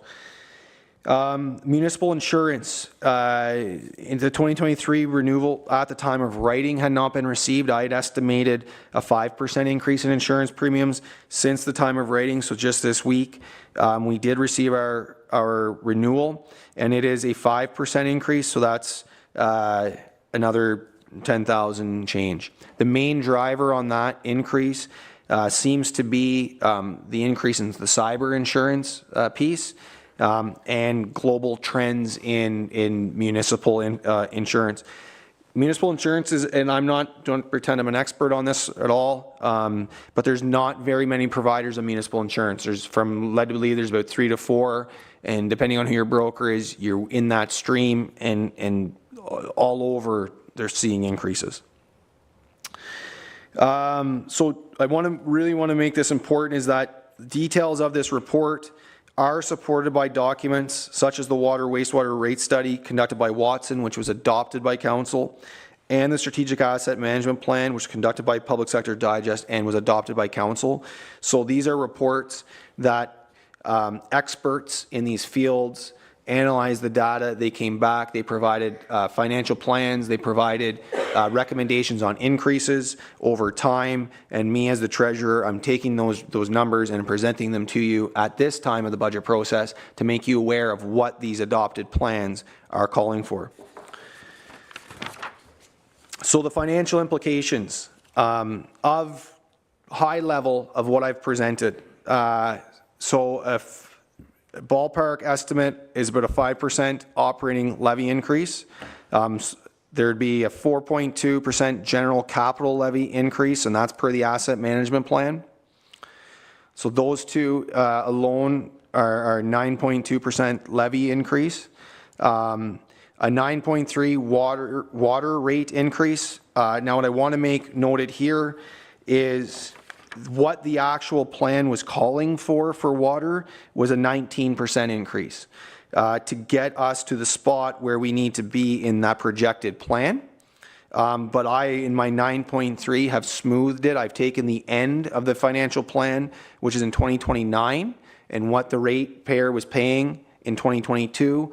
I've found that difference. I've divided it over the course of over the 7 years, I believe. And the smooth level is 9.3, but the plan is calling for 19%. The wastewater, the sanitary rate increase, the plan for that portion is a 28% increase, is what the plan is calling for. And basically, that's from when the plan first began. There was it called for 1 year 60%, and that wasn't it was a 30% increase instead of 60. But to make that up, if we wanted to do it this year to get back on track, would be 28. Smoothing that over the next 7 years works out to about just over 6.5% for the wastewater, and that's why I've put in here the 6.6%. We have here also not incurring any new debt to fund 2023 projects. And I know we had a report come earlier that spoke to the grant and we would look at debt financing. That was when we first got this, were approved of that grant. It was known then that we likely would have to, we likely will have to debt finance. Well, we'll look at that throughout the budget process when we dig in a little bit more, and we'll evaluate those rates. But what this means here is that we're not going to come and say we're not going to recommend new projects where we're debt financing during the budget process, at least till we get through and we go through that strategic planning exercise. Having said that, kind of veering just a slight side tick away, because you're probably going to remember that I said that, is there's going to be some reports coming on projects that are ongoing that you're locking in debentures. So there's a couple projects we have where they were approved as debt finance, but you don't lock those in until the project is completed. So when I'm saying there's not any new stuff that's already happened, there will be bylaws that come where you will be locking in debentures, but we're talking about not planning to use debt for anything new in 2023. And then the last item is a 3.5% council and staff cost of living adjustment. That's 50% of the current CPI. Every year, staff brings back the salary grid and recommends adjustments to that, and council is also part of that as well. I know part of the recommendation was the next steps. So we're looking at, I think, we have January 11th. It's likely going to be a change date. User fees and the operating budgets would be presented to council. So that's user fees. So that's what we're charging at facilities and for services. We have the general operating, we have the water operating, and we have wastewater. So there's a few different pieces. That'll be a bit of a heavier night. So to get through that, then we'll get into January 18th will be the capital budget presented, and that's where, what roads and what we're planning on doing and what work we're planning, like what big ticket items we're planning to do. And then we'd have if all goes well, we'd have a February 8th budget public meeting where we advertise and the public can come and speak and give their opinion. And then again, if all goes well, February 15th, budget bylaws will be passed. And then what I didn't include here is in May or June of next year, tax rates would be adopted. August, final tax bills would go out, etc. So with that, I will pass it back to the mayor for any discussion or questions. Thank you. Thank you, Sean. A huge amount of work and some not very good news, but we need that and we need to hear that. So thank you so much for that. I'll move it over to the mover for first comments. Councillor Olmsted. Yeah, thank you. Thanks for that tremendous amount of work, Sean. I want to thank the mayor for putting me as lead of corporate services, I think. Financial lead. A lot of work ahead of us. A lot of numbers just thrown at us. Some big, scary numbers as well. Hopefully you heard on water, wastewater. Just to catch up, I think on wastewater, we were supposed to have a 28% increase in wastewater this year to catch up to what the Watson study said we needed to do. And on water rates, 19%, and that's across all 3 water plants. So, number one, we're paying for sins of previous years of pretty much not charging what we probably should have been charging to have our coffers where they should be. And we've upgraded plants and done the stuff that on Monday you heard what we're accountable for. And on the other side of the map, you've got the AMP, the Asset Management Plan, which says we're $11.8 million short of funding annually. Our total budget, our total levy last year was $6.2 million, and this study says that we're $11.8 million short annually of funding what we need to fund. And we just sat here last week and talked about some of our local infrastructure and buildings, Beachburg, for example, of, what are we going to do? Well, the alarm bells need to go off here, and I think they have. So a lot of doom and gloom. Some of the studies, I will admit, I've read a lot of studies, finance studies, and not one of them have ever said you're accurately funding or you're currently funding what you need to the level you need to be. So there's that, but we certainly need to find a middle ground. We need to get really started on getting back to a healthy environment for infrastructure. And having said that, I really believe, this is my 9th year on council, we're way better off than we were 7 or 8 years ago. Number one, we have a better understanding of where we currently sit. We have a better understanding of the roadmap ahead. The growth the last 2 or 3 years is really absorbing a lot of the pain. This would look really bleak if we didn't have we were setting records in Renfrew County for severances and for building permits and that kind of thing for the last 3 years. So I'd hate to see this report if we didn't have that in our corner. So all that to say, this council is going to have some tough decisions ahead, and we'll get there. We'll figure it out. I asked Sean to start digging into some numbers. I think we really need to find some KPIs, key performance metrics, to understand how we stack up. And I would just look at within our own county, how are we performing? Our levy per household, per person, that kind of stuff. So Sean's already started digging in. He gave me some numbers on. I'm playing around with it at council currently, and just in buckets. Are we in the middle third, lower third, upper third? Like, how are we ranking? So we've got some real good numbers to start with, and I can tell you we're doing pretty good. Understanding that you can't compare apples to apples in every region. Not every region has 3 arenas. Not every region has 5 fire halls. Some regions don't even have a rink, and we're comparing ourselves to these guys. They have an outdoor rink, and we have 3 covered rinks and an outdoor rink. So just we're trying to bucketize where we sit within the county. So the options are going to be, cut services and find efficiencies, just keep increasing taxes to the taxpayer, or, and it seems like we've gone down this road, strategically grow commercially and residentially to help offset some of this pain. But I think it's a real good start to understand what we need to do. And the mayor has challenged me and Sean to figure out, not just this year, but let's get ahead of ourselves and what does 2, 3, 5 years look like? Like, we want to know that now so we can get a plan together. So with that, I'll turn it back to the mayor. Thank you. Thanks, Councillor Olmsted. Seconder, Councillor Bell.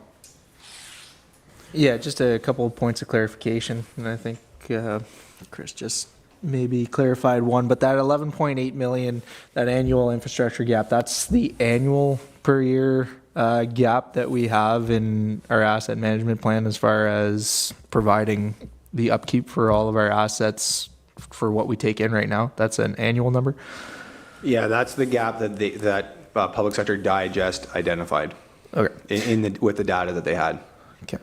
And that the insurance that the municipality pays for, what does that entail as far as what does that cover? You mentioned cybersecurity, but what is, which liabilities are covered under that insurance? Like our general liabilities are like our buildings are insured, our fleet's insured. We have the cybersecurity. So our libraries, or library, the Historical Society buildings, the building department has insurance in there. but the way I understand it, it's pretty typical municipal insurance. So that's just all the services we provide, any liabilities that the municipality needs under that is covered under that in that one contract? Yes. Okay. As far as the increases, so the 5% operating levy increase and the 4.2% general capital levy increase, is that directly included in the property taxes that every individual taxpayer will get as a percentage of their own tax bill, or how does that percentage work? Yeah, so those two, when we speak levies, that would be any roll number. So any property vacant or residential or commercial or industrial would have.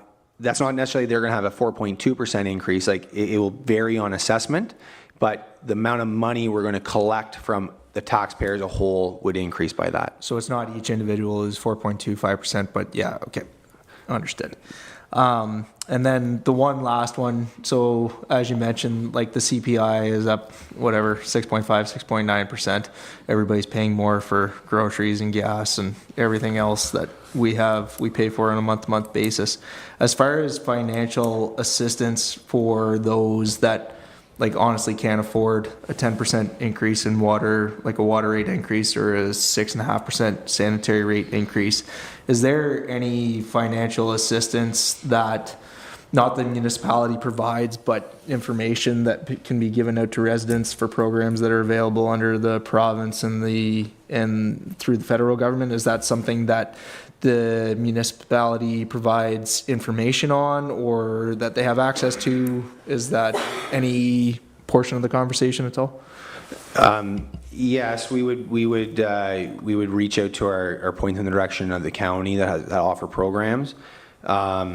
But really, that's not really been a conversation happening a lot. There's been a very few, but it's more so around the property taxes as a whole, but very few. So it's not a common, it's not a common theme coming through the door. So I wouldn't say we have a lot of expertise in those programs, but we would point them we would encourage people to call the office and speak to Kim Peterson, our deputy treasurer. A lot of times it's getting people onto a monthly payment plan, which we offer that, where it's just spreading things out like in that way. But if there are other issues, we would encourage them to call, talk to Kim, and Kim will be pointing them in the right direction to attempt to see if they qualify for some programs. Okay. Yep. I'd just like to add to that, I think that's a mechanism we're going to have to try to implement, is to make sure that we have the right direction to point them in. Kim is a great first point of contact. We just got to make sure we give Kim those organizations and points of contact to put people in touch with when we can't help them through our internal processes. It's a great point. Okay, I saw Councillor Trim.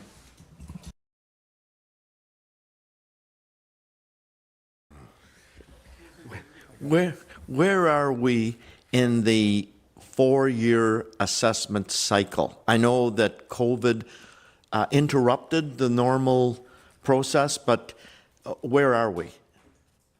We're at a halt. There won't be any reassessment done, at least for 2023. They're not quite certain on if it'll be 2024. So we're on 2016 basis.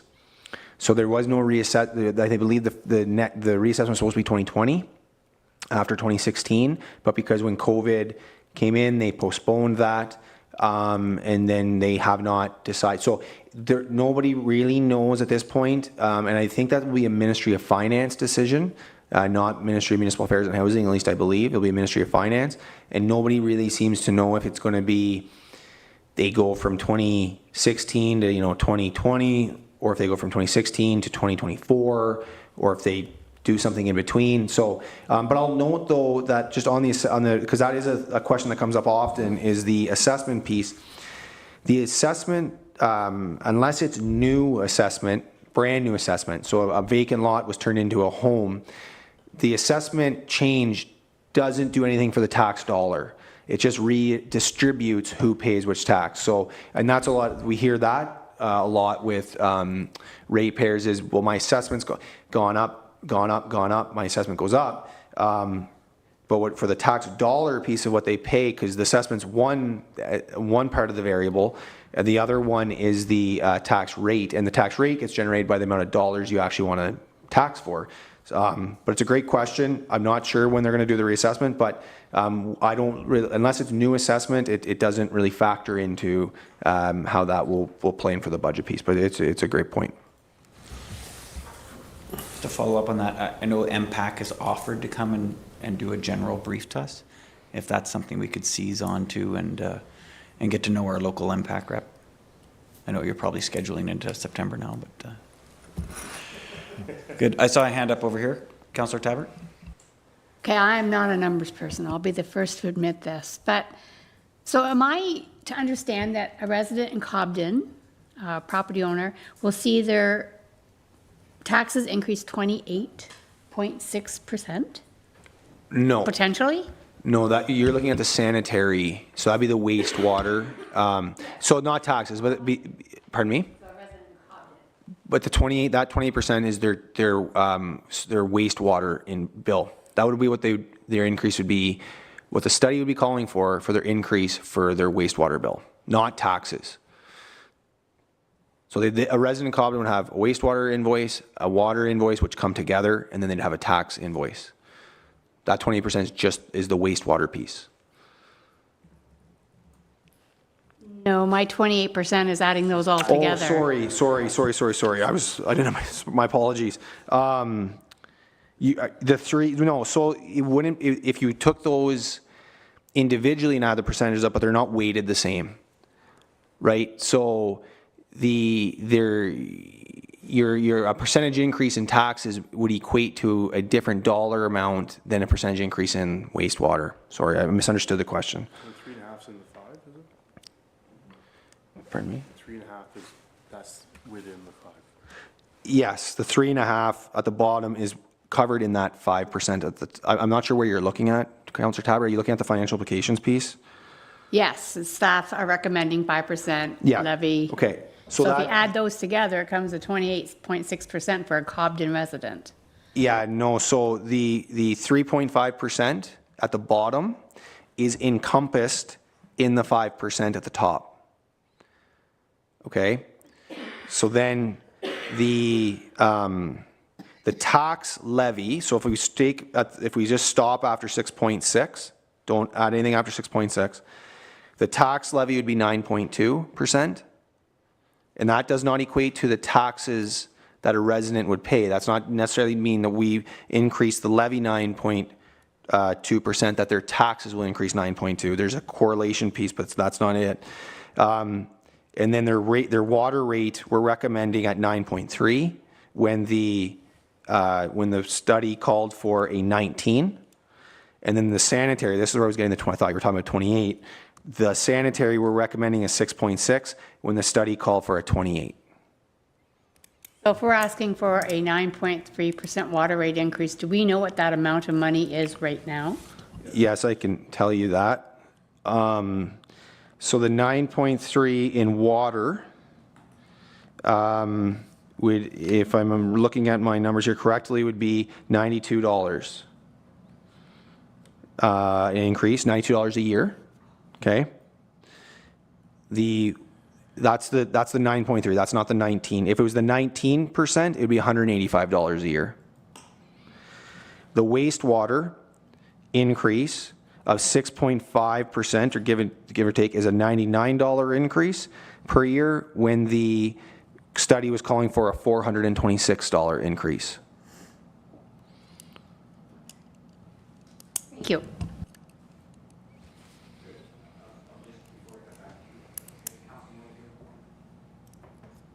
Is it possible to get that Watson report reissued to us all, rather than me digging through the archives? And these new members then could have a chance to look at the same report that we were presented with 2 years ago? Okay. Thank you, Councillor Moore. And back to Councillor Olmsted.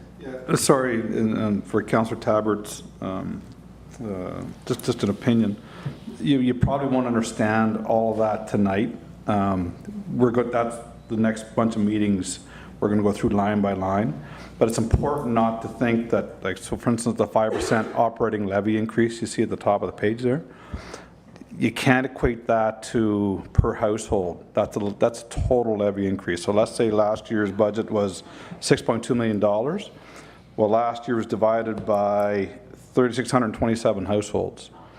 So this year, there might be a 5% increase on the $6.5 million, but this year you might be dividing it by 4,000 households. So it's a total levy increase, and then you divide it by the households. Just if that helps.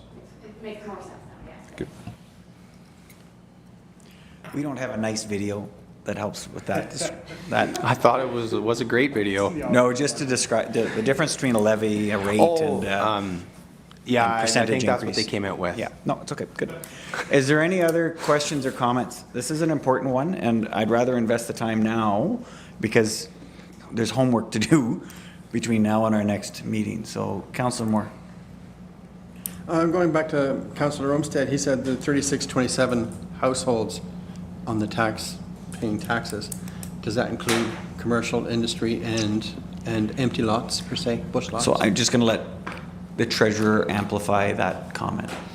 Yeah, I was going to raise the same point. No, the taxes, I believe Councillor Olmsted was using for high level illustrative purposes, but that increase and the water increase and the wastewater increase would also be borne by commercial, industrial, multi-residential, farm, managed forest properties. Well, the water and wastewater wouldn't be for those farm and managed forest ones, but and they have different proportions of what they take. So a farm and managed forest property pays 25% of the taxes that a residential property would, and then commercial, don't quote me, but it's like 1.3 or 1.4 times. So but just for high level purposes, I think is what Councillor Olmsted was doing to illustrate it. Okay, thanks. Any other comments or questions? Yeah, sure, Councillor Bell. Maybe just a quick comment just while I'm thinking about it, but I think it is important that us as council understand all that, because this is probably going to be one of the big comments that comes our way in the next month or two, just being able to legitimize some of the changes that are being made and some of the increases, knowing what the levy is, know what the rate increase, and then to speak to what Chris said, maybe get some good comparisons in Renfrew County or locally as to where we are in that basket of comparables, because I think we are in a pretty good situation here in Whitewater, but especially just after the election, we should be on the ball with what all these things mean and kind of where we fall locally. No, that's exactly it. Any other comments or questions before yes, please, CAO. Yeah, I would just add that, so Councillor Olmsted spoke about a roadmap moving forward. So we've traditionally looked at this direction and the budget on a year-to-year basis. Now, to some degree, maybe 1 or 2 years. But from my strategy moving forward, subsequent to the strategic exercise, would be to try to get a roadmap for the next 3 years at the least. So just trying to get a sense on what we could anticipate for annual increases to the wastewater rates, so that it's not we could paint a picture in the coming months for the next 3 years for the public.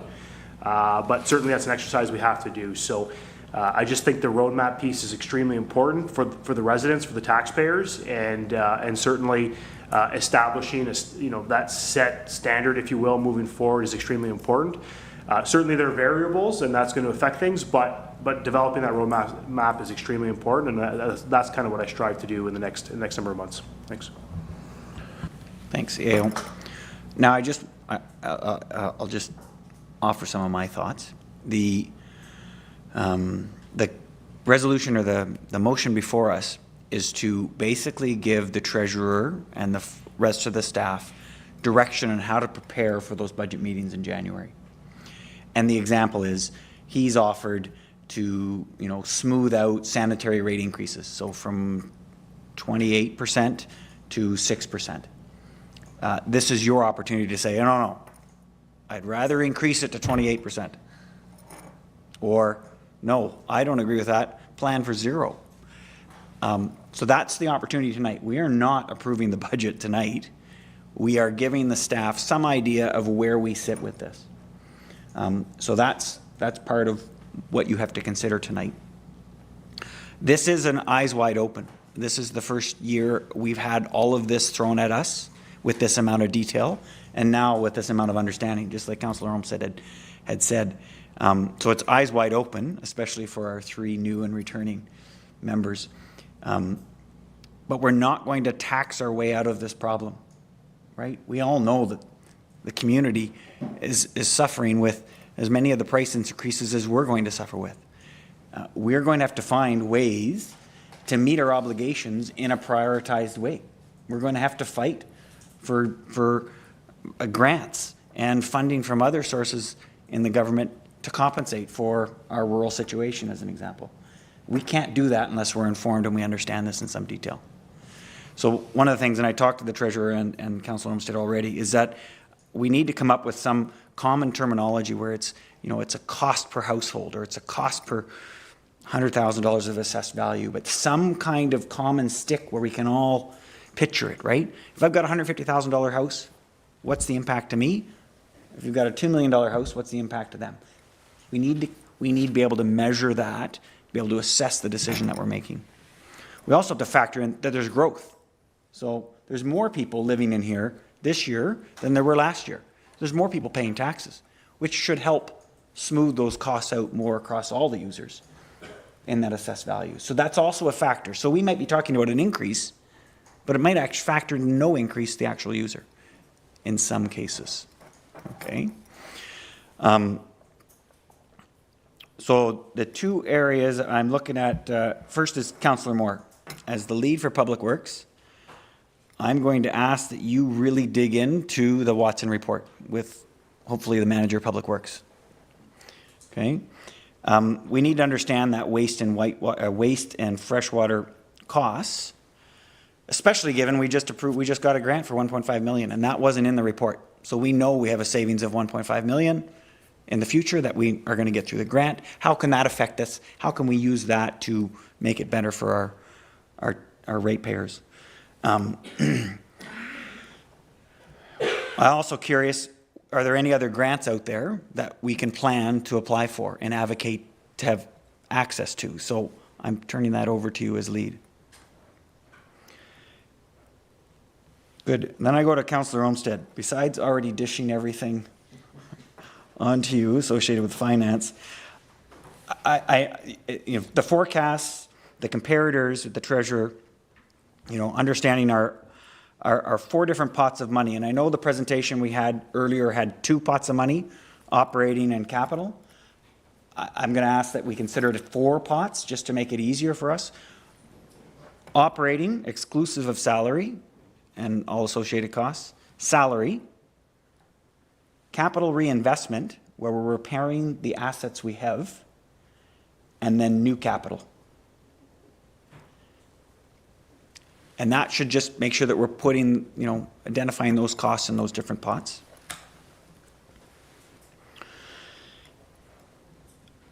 And I'm open to suggestions if that doesn't seem right after you look at it.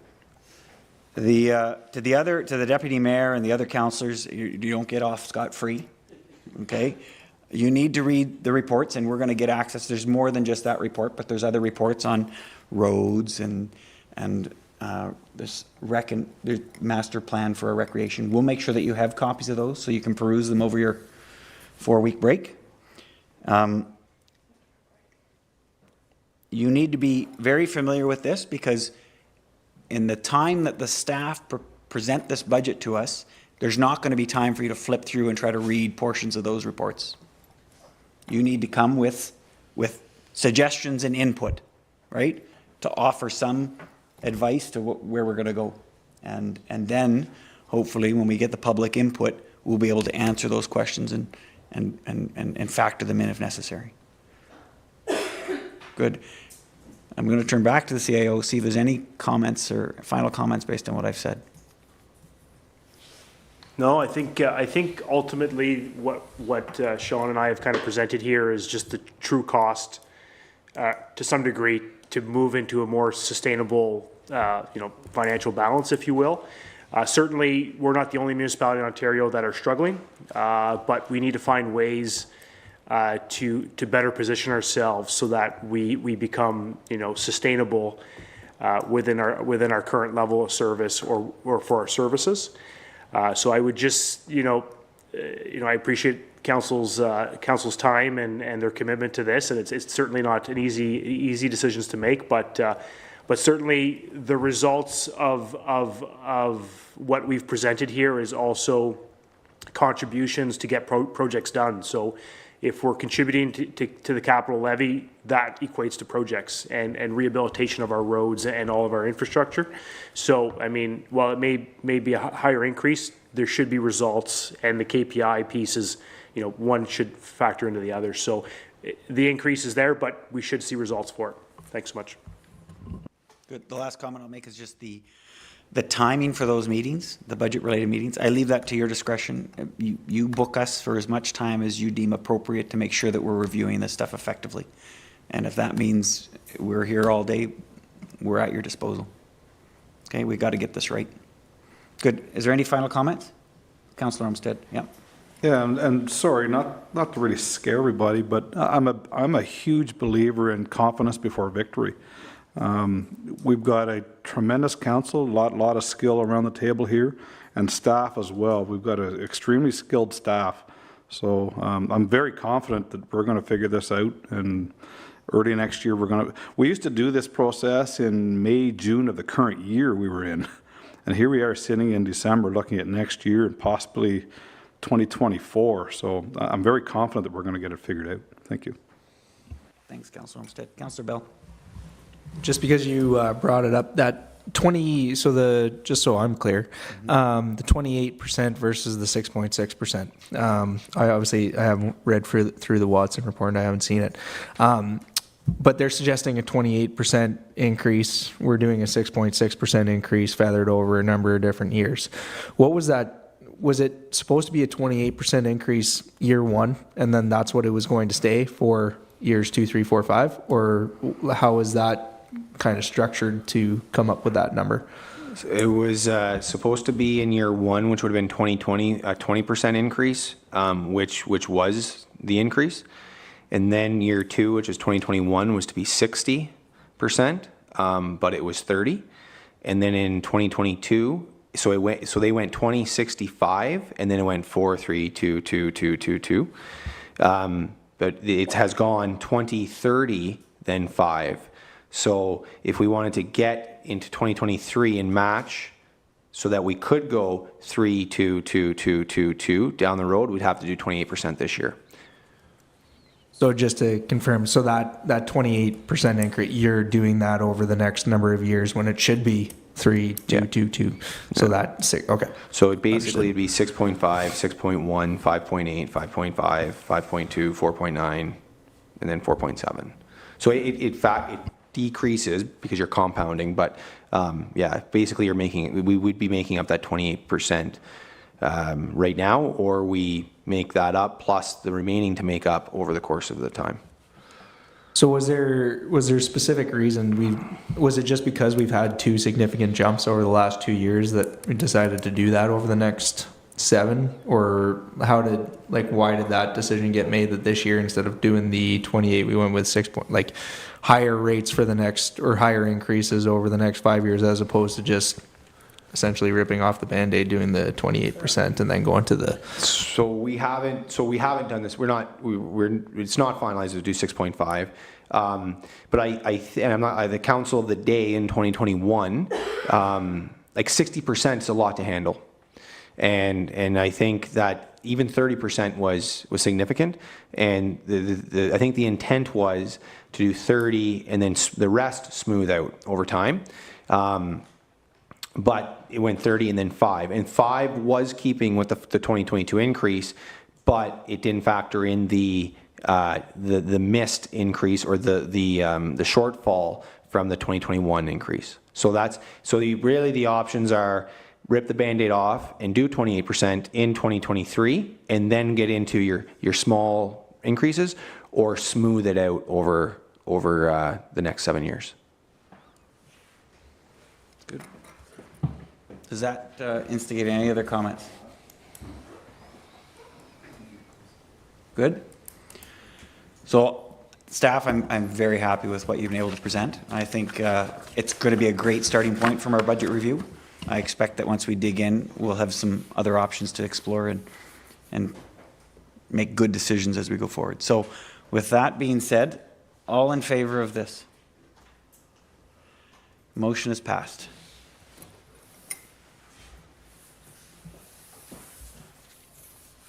That was excellent debate, an hour and 5 minutes. Good. So item number 7 on our agenda is notice of motion. Is there any notice of motions? I'll just go around the table here. I'm not seeing any notices coming today. Excellent. Okay. Number 8, adoption of minutes. Item is 8.1, our November 2nd regular council. Recommendation is that the Council of the Township of Whitewater Region approve for the regular minutes of November 2nd, 2022. Mover and a seconder. Councillor Olmsted, Councillor Trim. Any questions or any comments? No? Put it to a vote. All those in favor? And it's passed. Item number 9, correspondence. There's 3 items on the agenda that we're going to discuss a bit. There's no vote required to receive these as we did last time, but I'll just highlight, I think I'm going to do 2 and CAO is doing 1. Is that right, CAO? Yeah, okay. So the first one, the annual report from the Renfrew County Renfrew County and District Health Unit. Just for your information, the warden has appointed me to this board, so that has been my homework. So I'm learning a whole bunch about the Renfrew County District Health Unit. This annual report is interesting as it provides a viewpoint of the different lines of operations, aside from the obvious COVID-19 response.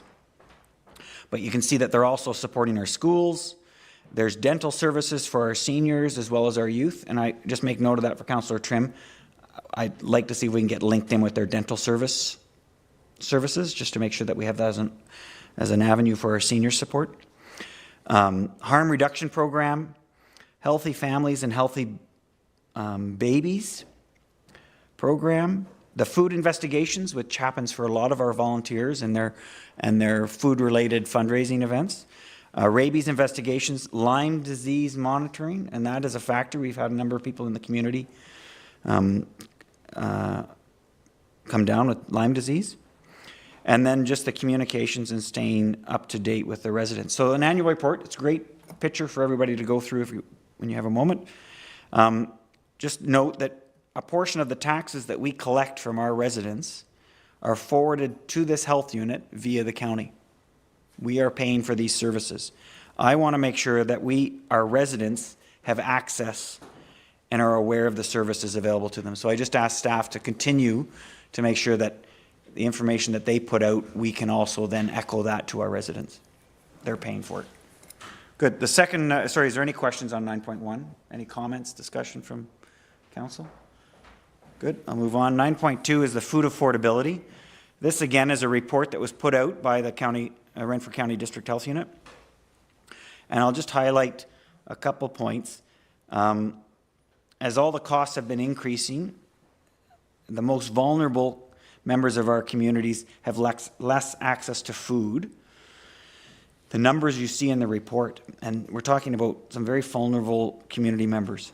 Within Renfrew County, they're estimating that 1 in 7 are food insecure, 1 in 5 children are food insecure.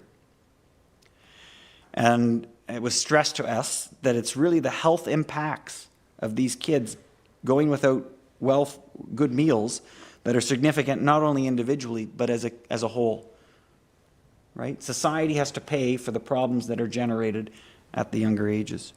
So the question that I asked was, okay, we're a small rural municipality, what can we do? And they made the point very loud and clear that food banks are not going to solve the problem. They're not going to change the problem. They simply address the shortages for the people that can get to the food bank. But we continue to support our food banks. Our communities supported out of Pembroke and Cobden. But we also need to continue to advocate for our low-income households. They've offered some examples in here. I'm going to make sure that I advocate at the county level and at any one of our delegations that it's appropriate to do so. but it's something that we cannot ignore in our community. We have to remember that it's out there and it exists.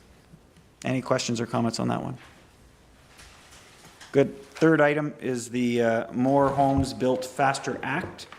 Watson and Associates provided a letter to the clients, and I'll turn it over to the CAO. Yeah, thanks so much. So Watson and Associates provide us with just updates as it pertains to provincial regulation and act changes. So Watson Associates, we use them as consultants for our development charges background review and our water wastewater rate study, as we discussed just recently. This memo or this communication is dated October 31st. The Act, as I understand it, already has received royal assent, the changes to the Act. I'm not going to go into great detail on the information in this letter, but staff are preparing an information report on how these changes will have impacts here locally. So the changes are to the Planning Act, which is the act that speaks to, that regulates how planning and development applications are processed. Also the Development Charges Act, so how we recover funds through the development charges. And also the Conservation Authority, but that doesn't apply to us because we don't have a Conservation Authority. So just quick little information on that, but we will be returning in January, February with an information report highlighting the changes and how they affect our community. Thanks so much. Awesome. Any comments, questions, discussion from council? Excellent. We'll move on to the next item. Item 10 are bylaws. And there are 5 bylaws in front of us. The recommendation, be it resolved that the bylaws listed on the December 7th, 2022 agenda be taken as read and passed. Can I get a mover and a seconder, please? Councillor Moore, Councillor Olmsted. Any comments, discussion, any subsequent questions from council on these 5 items? None? We'll put it to a vote. All those in favor? Passed. Good. Now we have a closed session item, paragraph item number 11, on a municipal infrastructure and human resource matter. So the recommendation before us is that the Council of the Township of Whitewater Region move into a closed session at 7:09 p.m. as permitted under Section 9.1 of the Procedure Bylaw regarding matters related to municipal infrastructure and a human resources matter, litigation or potential litigation, including matters before administrative tribunals. Can I get a mover and a seconder, please? Councillor Trim, Councillor Olmsted. We'll take a minute just to close the doors. Perfect.